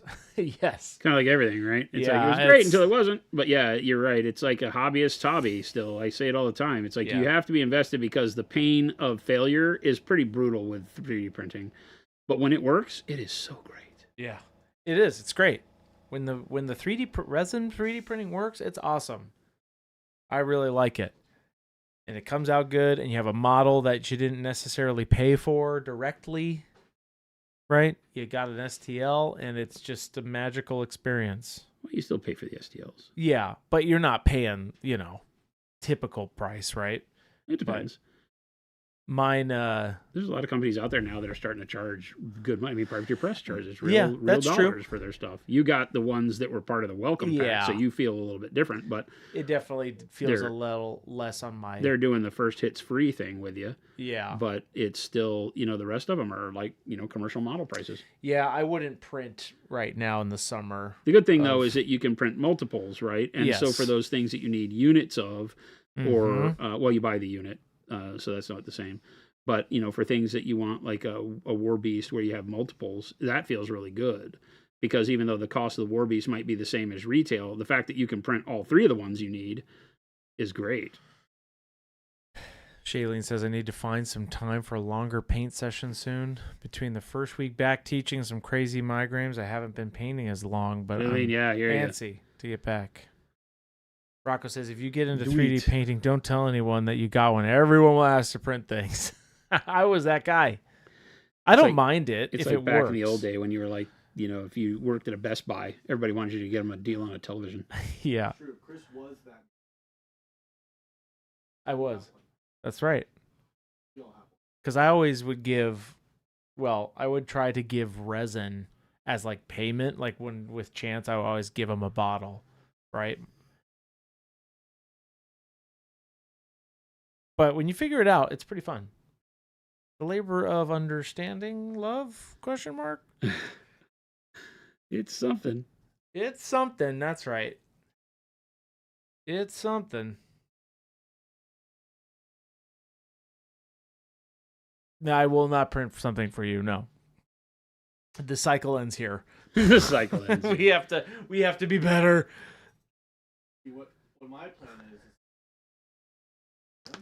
They can't hear me. My plan is for me to start printing stuff for Chris and FDM, and then ask him to print me things in resin. I've offered you.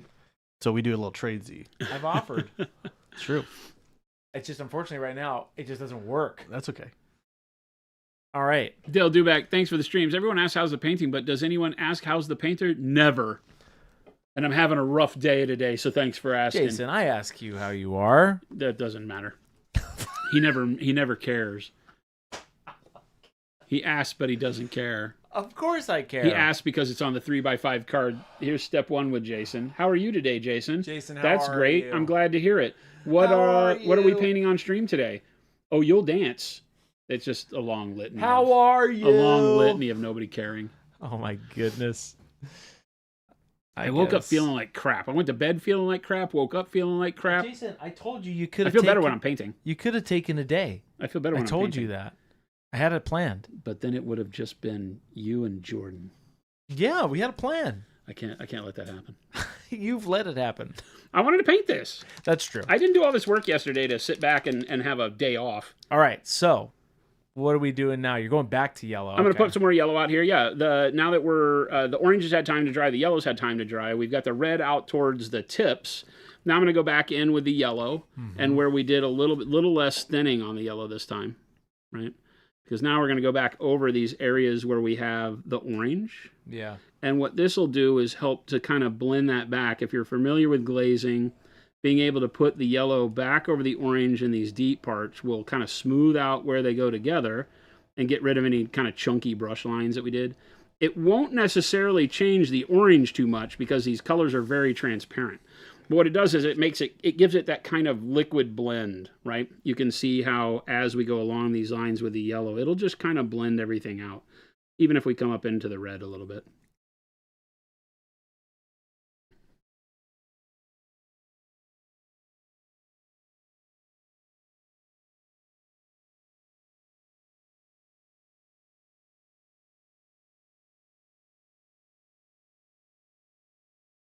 That helps a lot. Yeah. Kale says that flame looks great. Yeah, this is just super simple. Quick way to do a light source of any kind. You can imagine this being a torch. It can be a lantern, anything you want. You just have to be able to remember that, the bright spot can be the inside of the lantern. Yeah. And where is that bright spot? Because it might be the middle of the lantern, and then your colors go out in every direction from the lantern, as opposed to here where it's unidirectional. Starts here, goes there, But you can do this in a 360 globe form, but the idea is always going to be the same.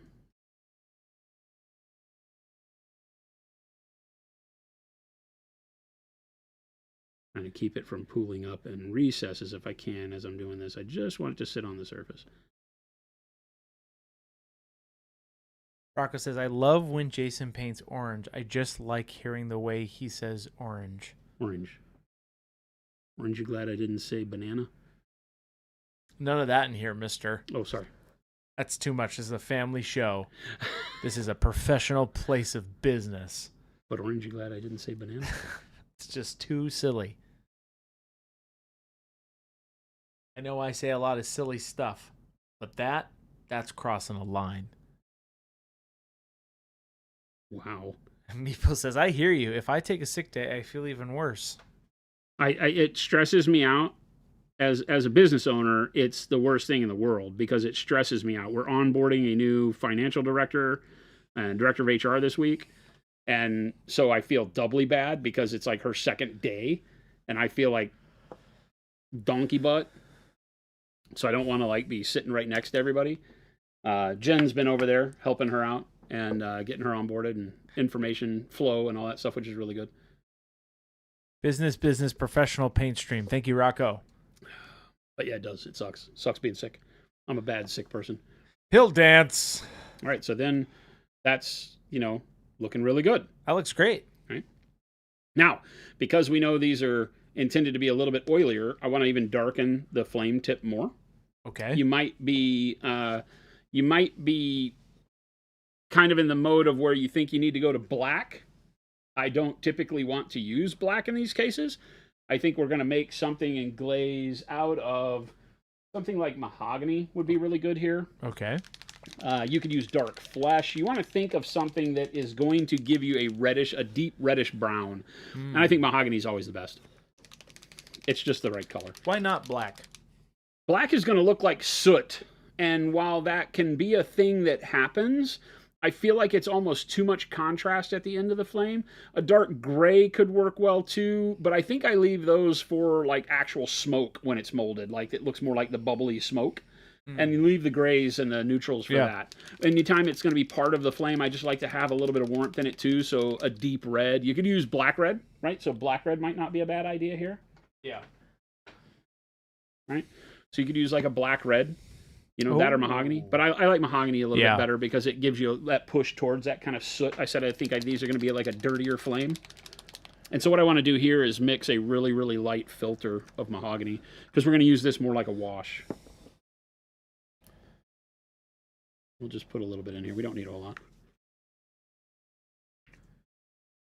Mason, is Wizard's butt like donkey butt? Kind of. Ta-da! Special sauce. So again, I have about that much paint. That's, I don't know what that is, 4 drops, A skash. right? And I'm going to put about double that amount in there. A skaloosh.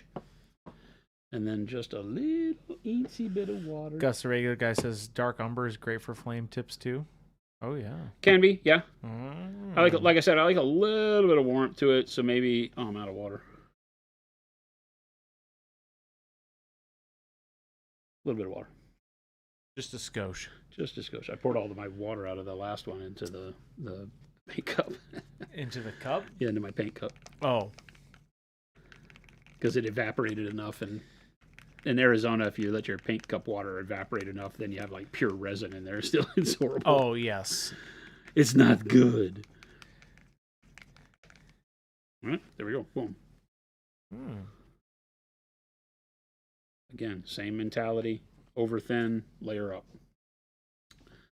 We got this, and we're just going to go in on the end here and put this on just like a wash.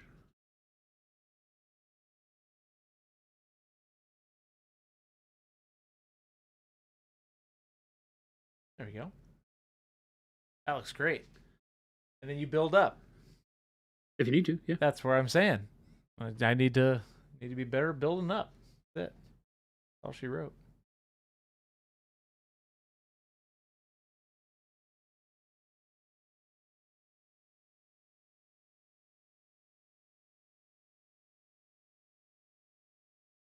And that's going to give it a nice transition to that darkness and let it kind of weave in and out of it rather than just putting a dark tip on a flame, which doesn't really make sense. And because it's mahogany, it will actually make the reds redder. More red? Redder? They're redder. They're better and redder. Better and redder? Something like that. I don't know.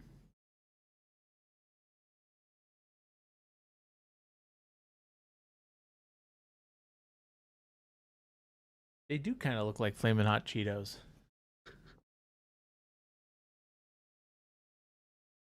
What would make these tips darker, or like why would you make them darker to give them what kind of effect?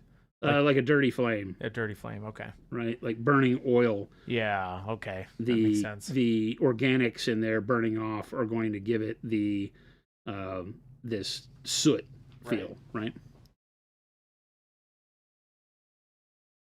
If you've ever used a torch or anything like that, if you burned like slag off a metal, then it will have this really dark, smoky gunk that it puts out into the flame.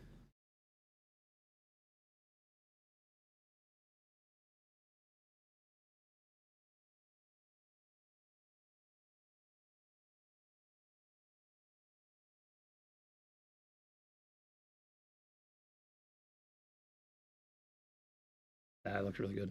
Looking great. Yeah. Darkens that red up just enough to do what we want it to do there. Puts a little bit of contrast back. It drives your eye towards the brightness at the base too, right? Which is part of the goal. Yeah.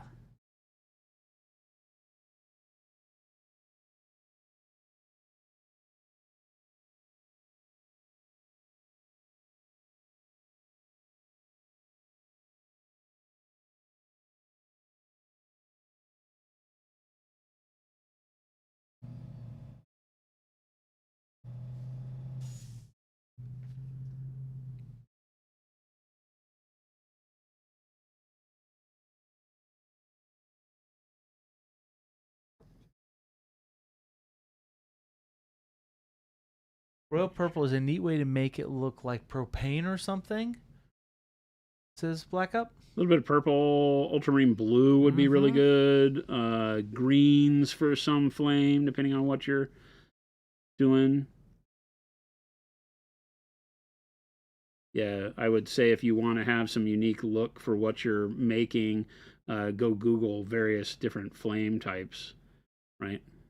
Google colors of flame, and you would get some really cool stuff.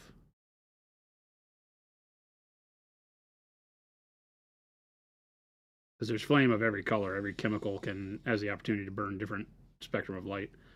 You can have some really cool combos going on.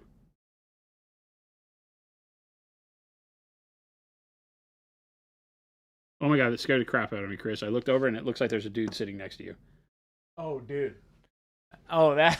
Yeah. Oh, yeah. Like just out of the corner of my eye, I looked over there and it's like hand on his lap. And I'm like, what the heck? You guys don't know what's over here, but there'll be a surprise later in a commercial coming up soon. And Oh my gosh, it's crazy. they, yeah, it does look a little bit surreal, like if you're not paying attention. Yeah, just out of the corner of my eye. I'm like, wow. Well, okay then. All right, cool.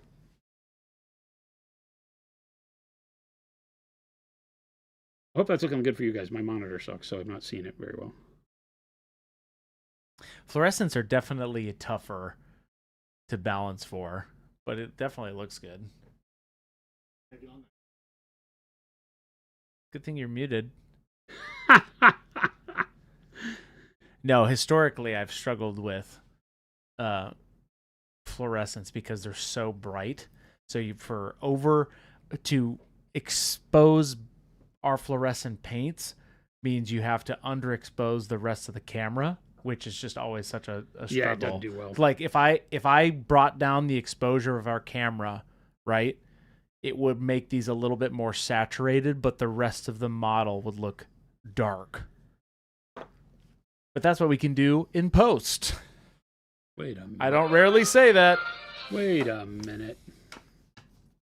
No, Mo, I am not ignoring you guys. I'm right here for you. All right, now I do like another to cut. focus on the demo when Jason's doing this stuff. Bright pale yellow. Yes. Black Up, yes. We do those all the time. What's I'm doing one right now. A What's that? similar methodology or short or image. Yeah. That's kind of what we're doing right now. Also, hello to Jabe. Missed him before, says Wad. How can you miss Jabe? Chris doesn't like him to be heard. I'm not real sure what's going on. doesn't. He's just clacking over there. It is demo time, so typing away. It's time, chat. I think we've reached almost the end There's another bottle of over our there. first bottle one step here on the channel. Whoa! There's a new bottle over there. No, I know. I've got it out.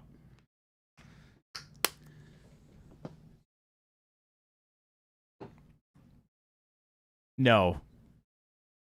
It's different. You know how some Okay, streamers have the little characters that show up at the bottom? You Yeah. should have one that's Huey, but like a ring girl holding the sign. You know, it's demo time. Oh, Like a Walking little across gif. the bottom. No. Just a little character walking across the bottom, you know? Demo time, demo time. We could do that. let's all go to the lobby. Let's all go to the lobby. Let's all go to the lobby Get ourselves a treat. and get ourselves a treat. Delicious things to eat. The popcorn Can't be beat. We should buy that song. It's public domain, Chris. We'll figure it out. We'll figure it out. I think it's a good idea. That way we don't bother Chris. You don't bother me, Avian. I'm killing 17 birds with one stone. That's it. That's all this is. Because everybody asks, Chris, is this going to be something? And I'm like, well, it is in front of your face. But yes, it will be something because it is something immediately. Is this bright pale yellow? Yes. Why'd you go with bright pale yellow? Because it's our white. Yeah. It's what gives us that lick of base of the flame brightness without having to go white. And then doing the white with the yellow on top of it can be a little too monotonous because the yellow is not going to get any brighter than it is right now with the way we've done it. So instead, I just put a lot of special sauce in there so it'll run into the gaps and just let it do its magic. Maybe pull it up into a couple of these licks of flame, but let it sit down around this base here. I don't have to use very much. It's super thin, so. And then we can go back over it as necessary with the yellow. If we overdo it, like I said, you work back and forth with these colors until you find the right balance of brightness and color to match your liking. So I can go kind of in the base here to brighten it up a little bit. Ooh. but it's acting like a glaze. Well, it is a glaze, so it's just a very wet glaze, so it builds up around the lip of this piece that's holding it like that.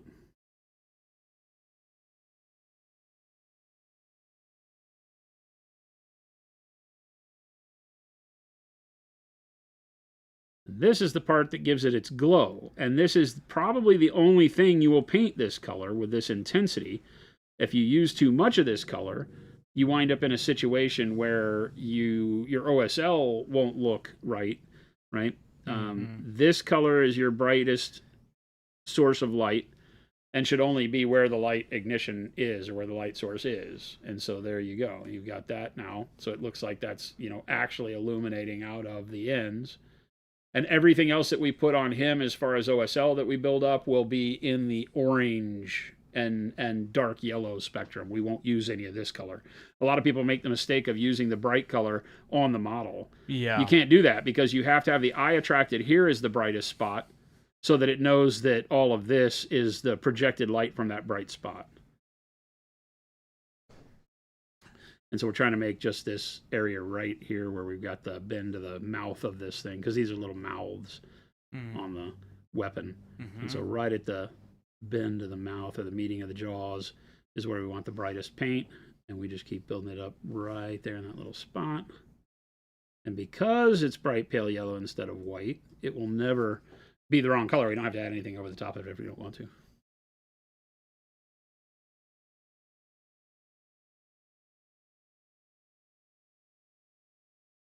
Again, I'm just taking the point of the brush, bringing all of my color down here, getting a little bit of bleed over onto the weapon itself there, which is no big deal. And then a little bit of glaze out. That's all you got to do.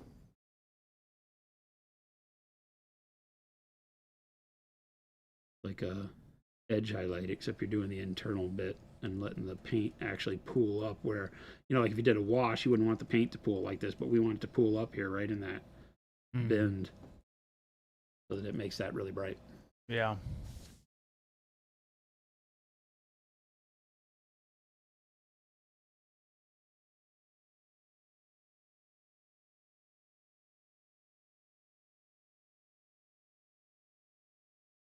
And the hard one. Might be able to see this. Probably not. I probably have to hide it from you because I gotta get a weird angle for the brush here.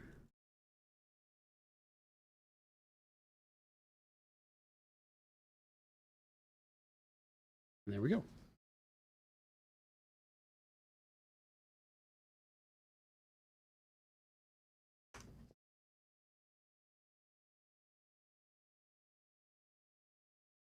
Then I'm going to grab a little bit of golden yellow. Golden yellow.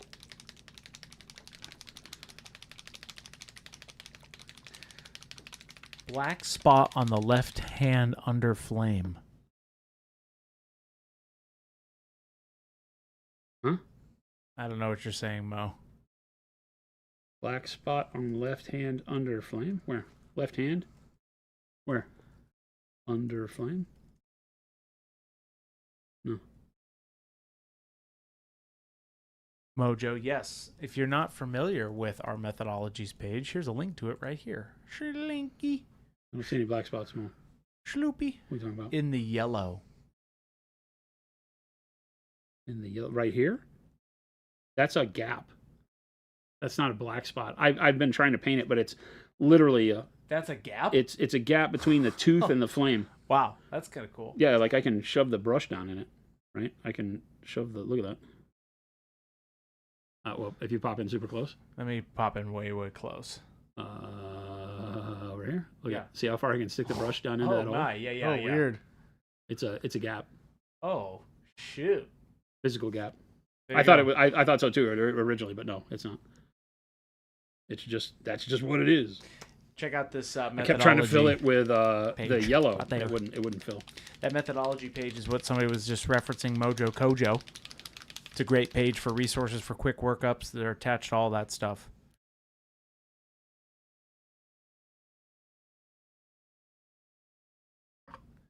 Okay, here I don't want this very dilute. We want to run this at, yellow is not very opaque. So what we want is just not a lot of water on the brush. Get it as much opacity as we can so that as we're painting with it, we can have a lot of action here because I'm going to want to kind of bring it up out of the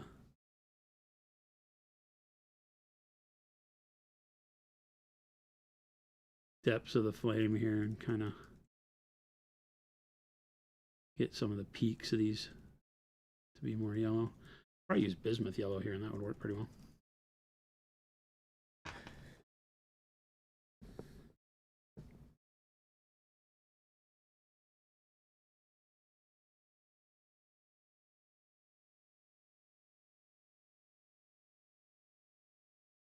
Because remember, I normally wouldn't do this over the top of fluorescence, except that I don't care about the fluorescent part. I'm not caring if it glows in the dark. I'm only caring about it. Okay.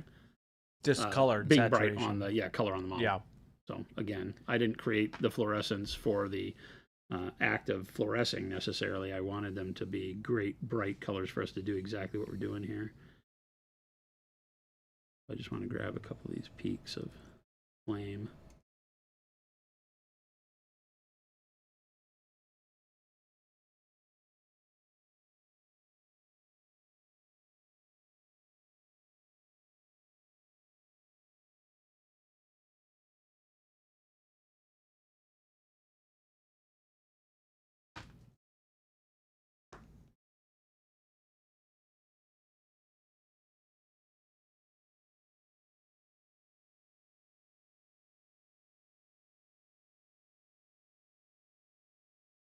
Not too far out, otherwise you make the orange not look orange anymore. Yeah. So you don't want to color too much. I'm only grabbing like the peak, the little spine of some of these flames, if we want to call it that. Yes, this is golden yellow. Yeah, just golden yellow. He did use fluoro yellow underneath, right over the white as the second base. Yeah. I really don't know that I care about the back of it as much, but we'll do it here too.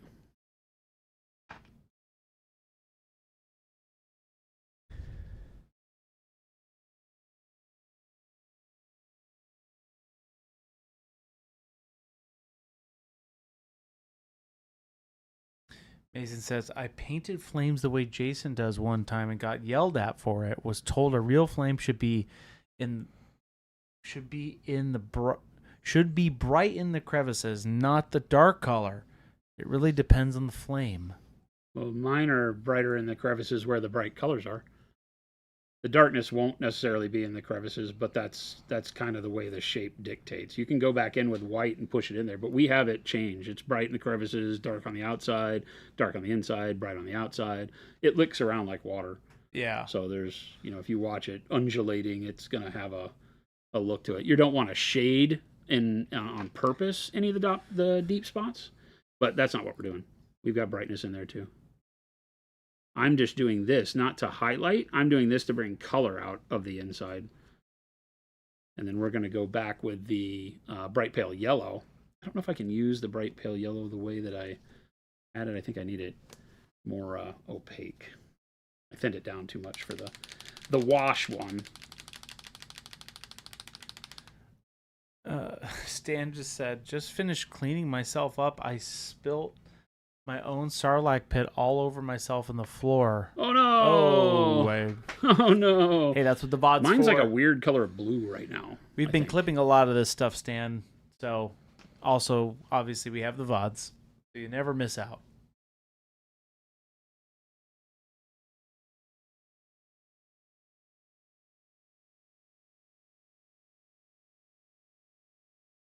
Jason teeters his Sarlacc pit over here on a bunch of weathering pigment bottles. Yes, I do. I'm happy to do so. I'm glad. I'm really happy for you, Jason.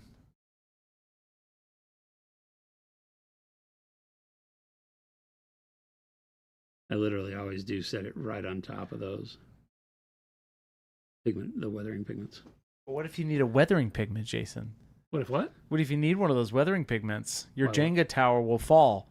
Why do and I it'll need... fall all over, and the Starlight Pit will hit all the important things. What kind of an idiot grabs the weathering pigments from underneath the Starlight I don't Pit? know, but what if you get like excited one day? You're like, oh, I need that weathering pigment really quick. It'll never happen, dude. I'll move the Starlight Pit. That's what'll happen. I don't know, man. He might play it risky one day. Is Starlight Pit a metaphor or something? Yes. Oh, if you don't know what it is, Jason has this Tupperware container that's essentially a biohazard of, well, it's not. It's just acrylic paint. And it's just his clean out of his airbrush. And sometimes it dries up. And sometimes it makes a really crusty little Sarlacc sandwich. So we call it the Sarlacc Pit. It's great.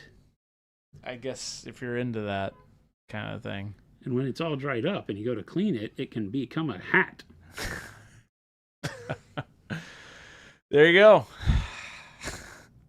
Good thing he has a producer that cleans up any messes. I would not clean that up.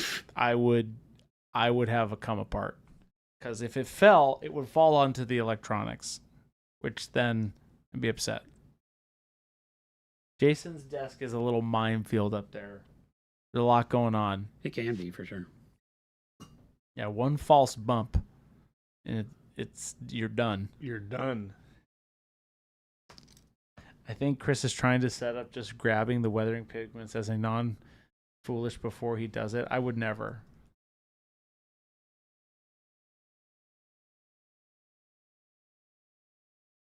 We stopped there until we started doing the OSL. That's cool. So then we got to do the club heads, and I think we'll do them in silver. These came out great. Yeah. So this is where you would stop? Right now, until I get the stuff around it done. Then we'll work more on how the color radiates onto the areas around it, and then we'll adjust the brightness of the flame and the way the flame looks based on that. But for now, this is pretty good. That's awesome. Yeah. Looks great. Fast, easy. That's what we're trying to do on this army. That's is right. keep it fast and simple, but get good effects out of it. That's the biggest thing, is trying to make sure that you get to a point where you feel confident in not having to cut the quality of your models down too far when you say you want to paint an army and go fast.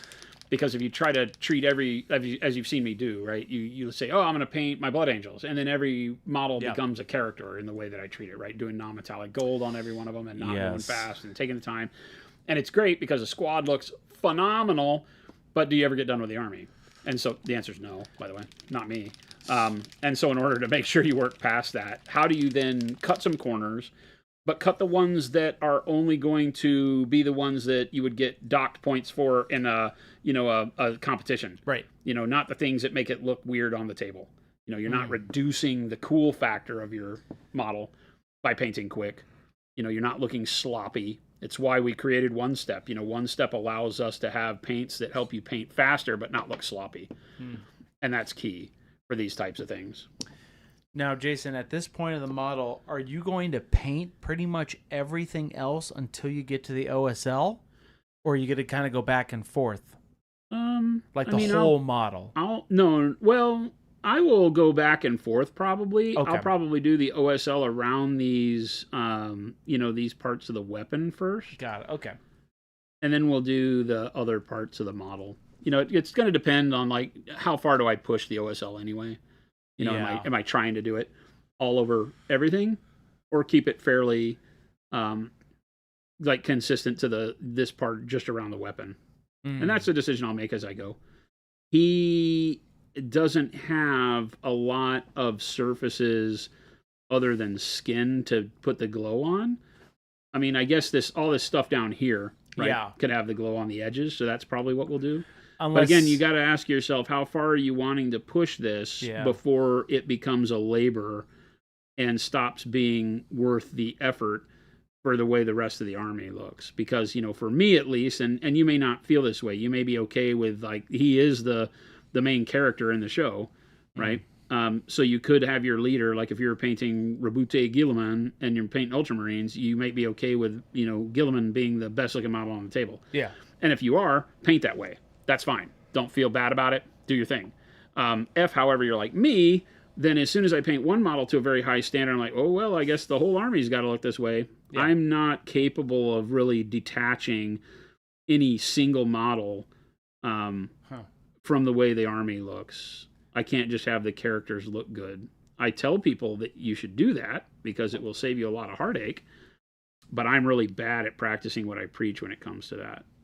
As soon, because it's, for me, it's just a cool factor thing. It's like, wow, but look at how good that armor looks. Yeah. Wouldn't that be great if everyone had that? And of course the answer is yes, but I just don't know my own limitations. Of course it would look good.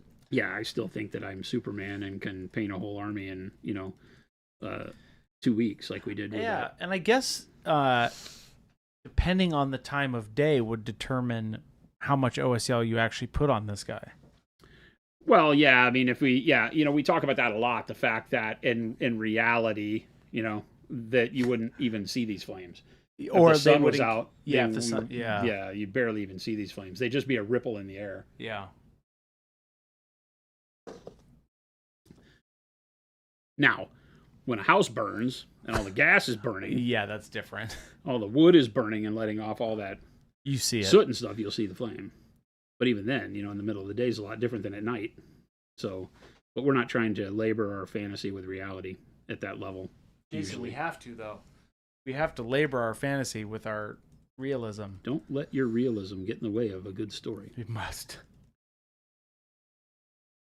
Cool. Paint what is cool. And don't worry about it. I don't think there's a lot of toads running around with flaming sticks anyway. At least I hope not. I've seen one. Really? It's right here. No. That's not what we're talking about. This is the only time in my life where I've seen a toad flinging little fire sticks. Yeah, right? It's not a common occurrence, so I don't know. Object source lighting, KBA, is what OSL stands for, which we'll do in another day. But this kind of gets it lined up. Take the flame. Get the idea of the flame on the model so that then we can come back and make stuff look good, and we'll do it on the weapons first so that we can keep showing you how this winds up looking at the end. And then we can come back, because you don't have to finish and do the OSL all at one time. You can do it on specific parts of the model and be just fine.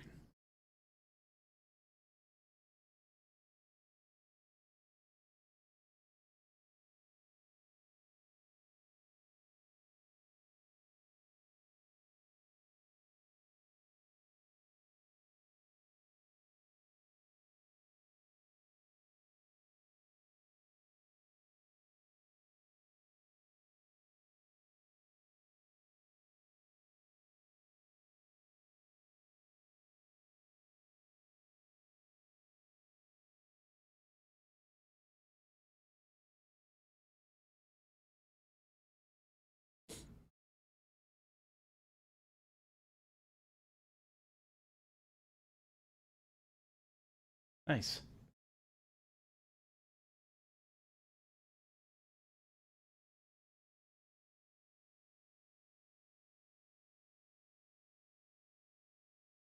The hardest part about doing the flame first is not getting color on the flame. I was just about to say. Like when I go through these and paint them like we did the troll, and I do the dark blue black one step on them, I have to be very careful. I'm gonna have to paint them all with the head of the staff pointing in the direction it is now. Yeah. So the one step doesn't want to go into the flame. Stay away from the flame with the one step and just kind of work around it later. Otherwise, it'll shade the area that you want brightest, because the instinct is to put a shadow in between the flame and the mouth, because that's the way we paint everything. It's like a panel line, and you want to darken it up. But if you darken this up, then you've just defeated the OSL. The whole purpose of it is to have that be bright. That's why we put that bright pale yellow in there.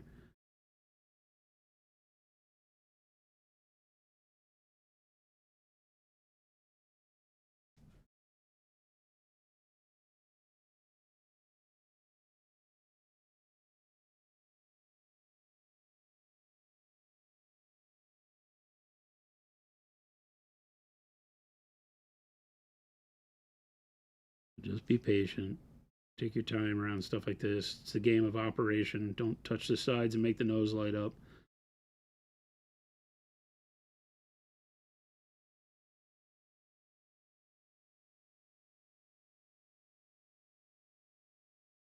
Looks good. Looks really good. Yeah, they're probably gold on him on the box art, but I'm doing gold. I'm doing sand lizards. Ah. I'm doing sand trolls. So all my stuff is in mostly silver and copper, and I don't think that these would be copper.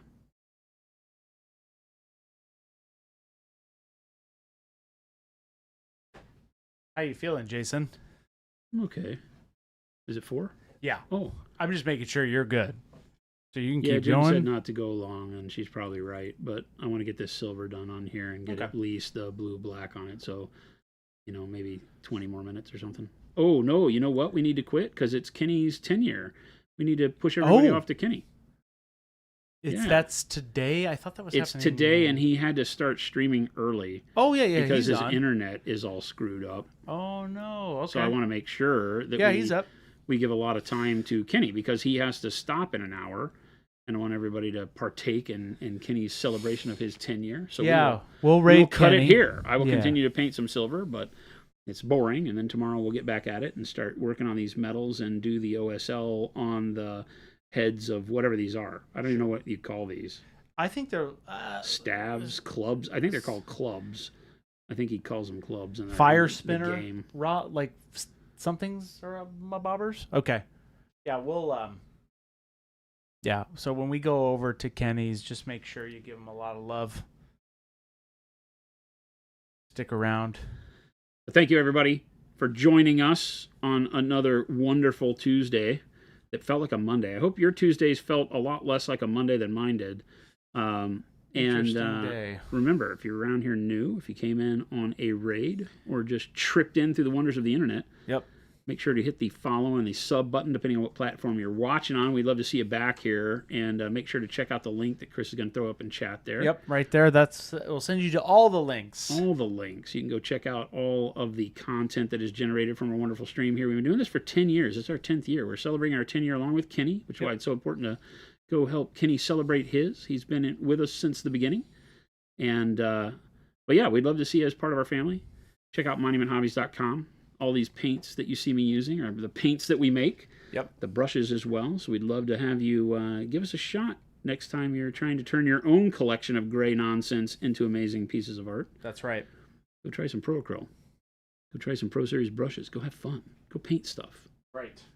So thanks for hanging out with us again. Make sure to join the Discord. Do all the fun stuff. And we will be back again tomorrow. Same bat time, same bat channel. Yep. We're going to push you off to Kenny. Wish him a happy 10-year anniversary, and we'll catch you on the flip side, gang. Bye. Adios.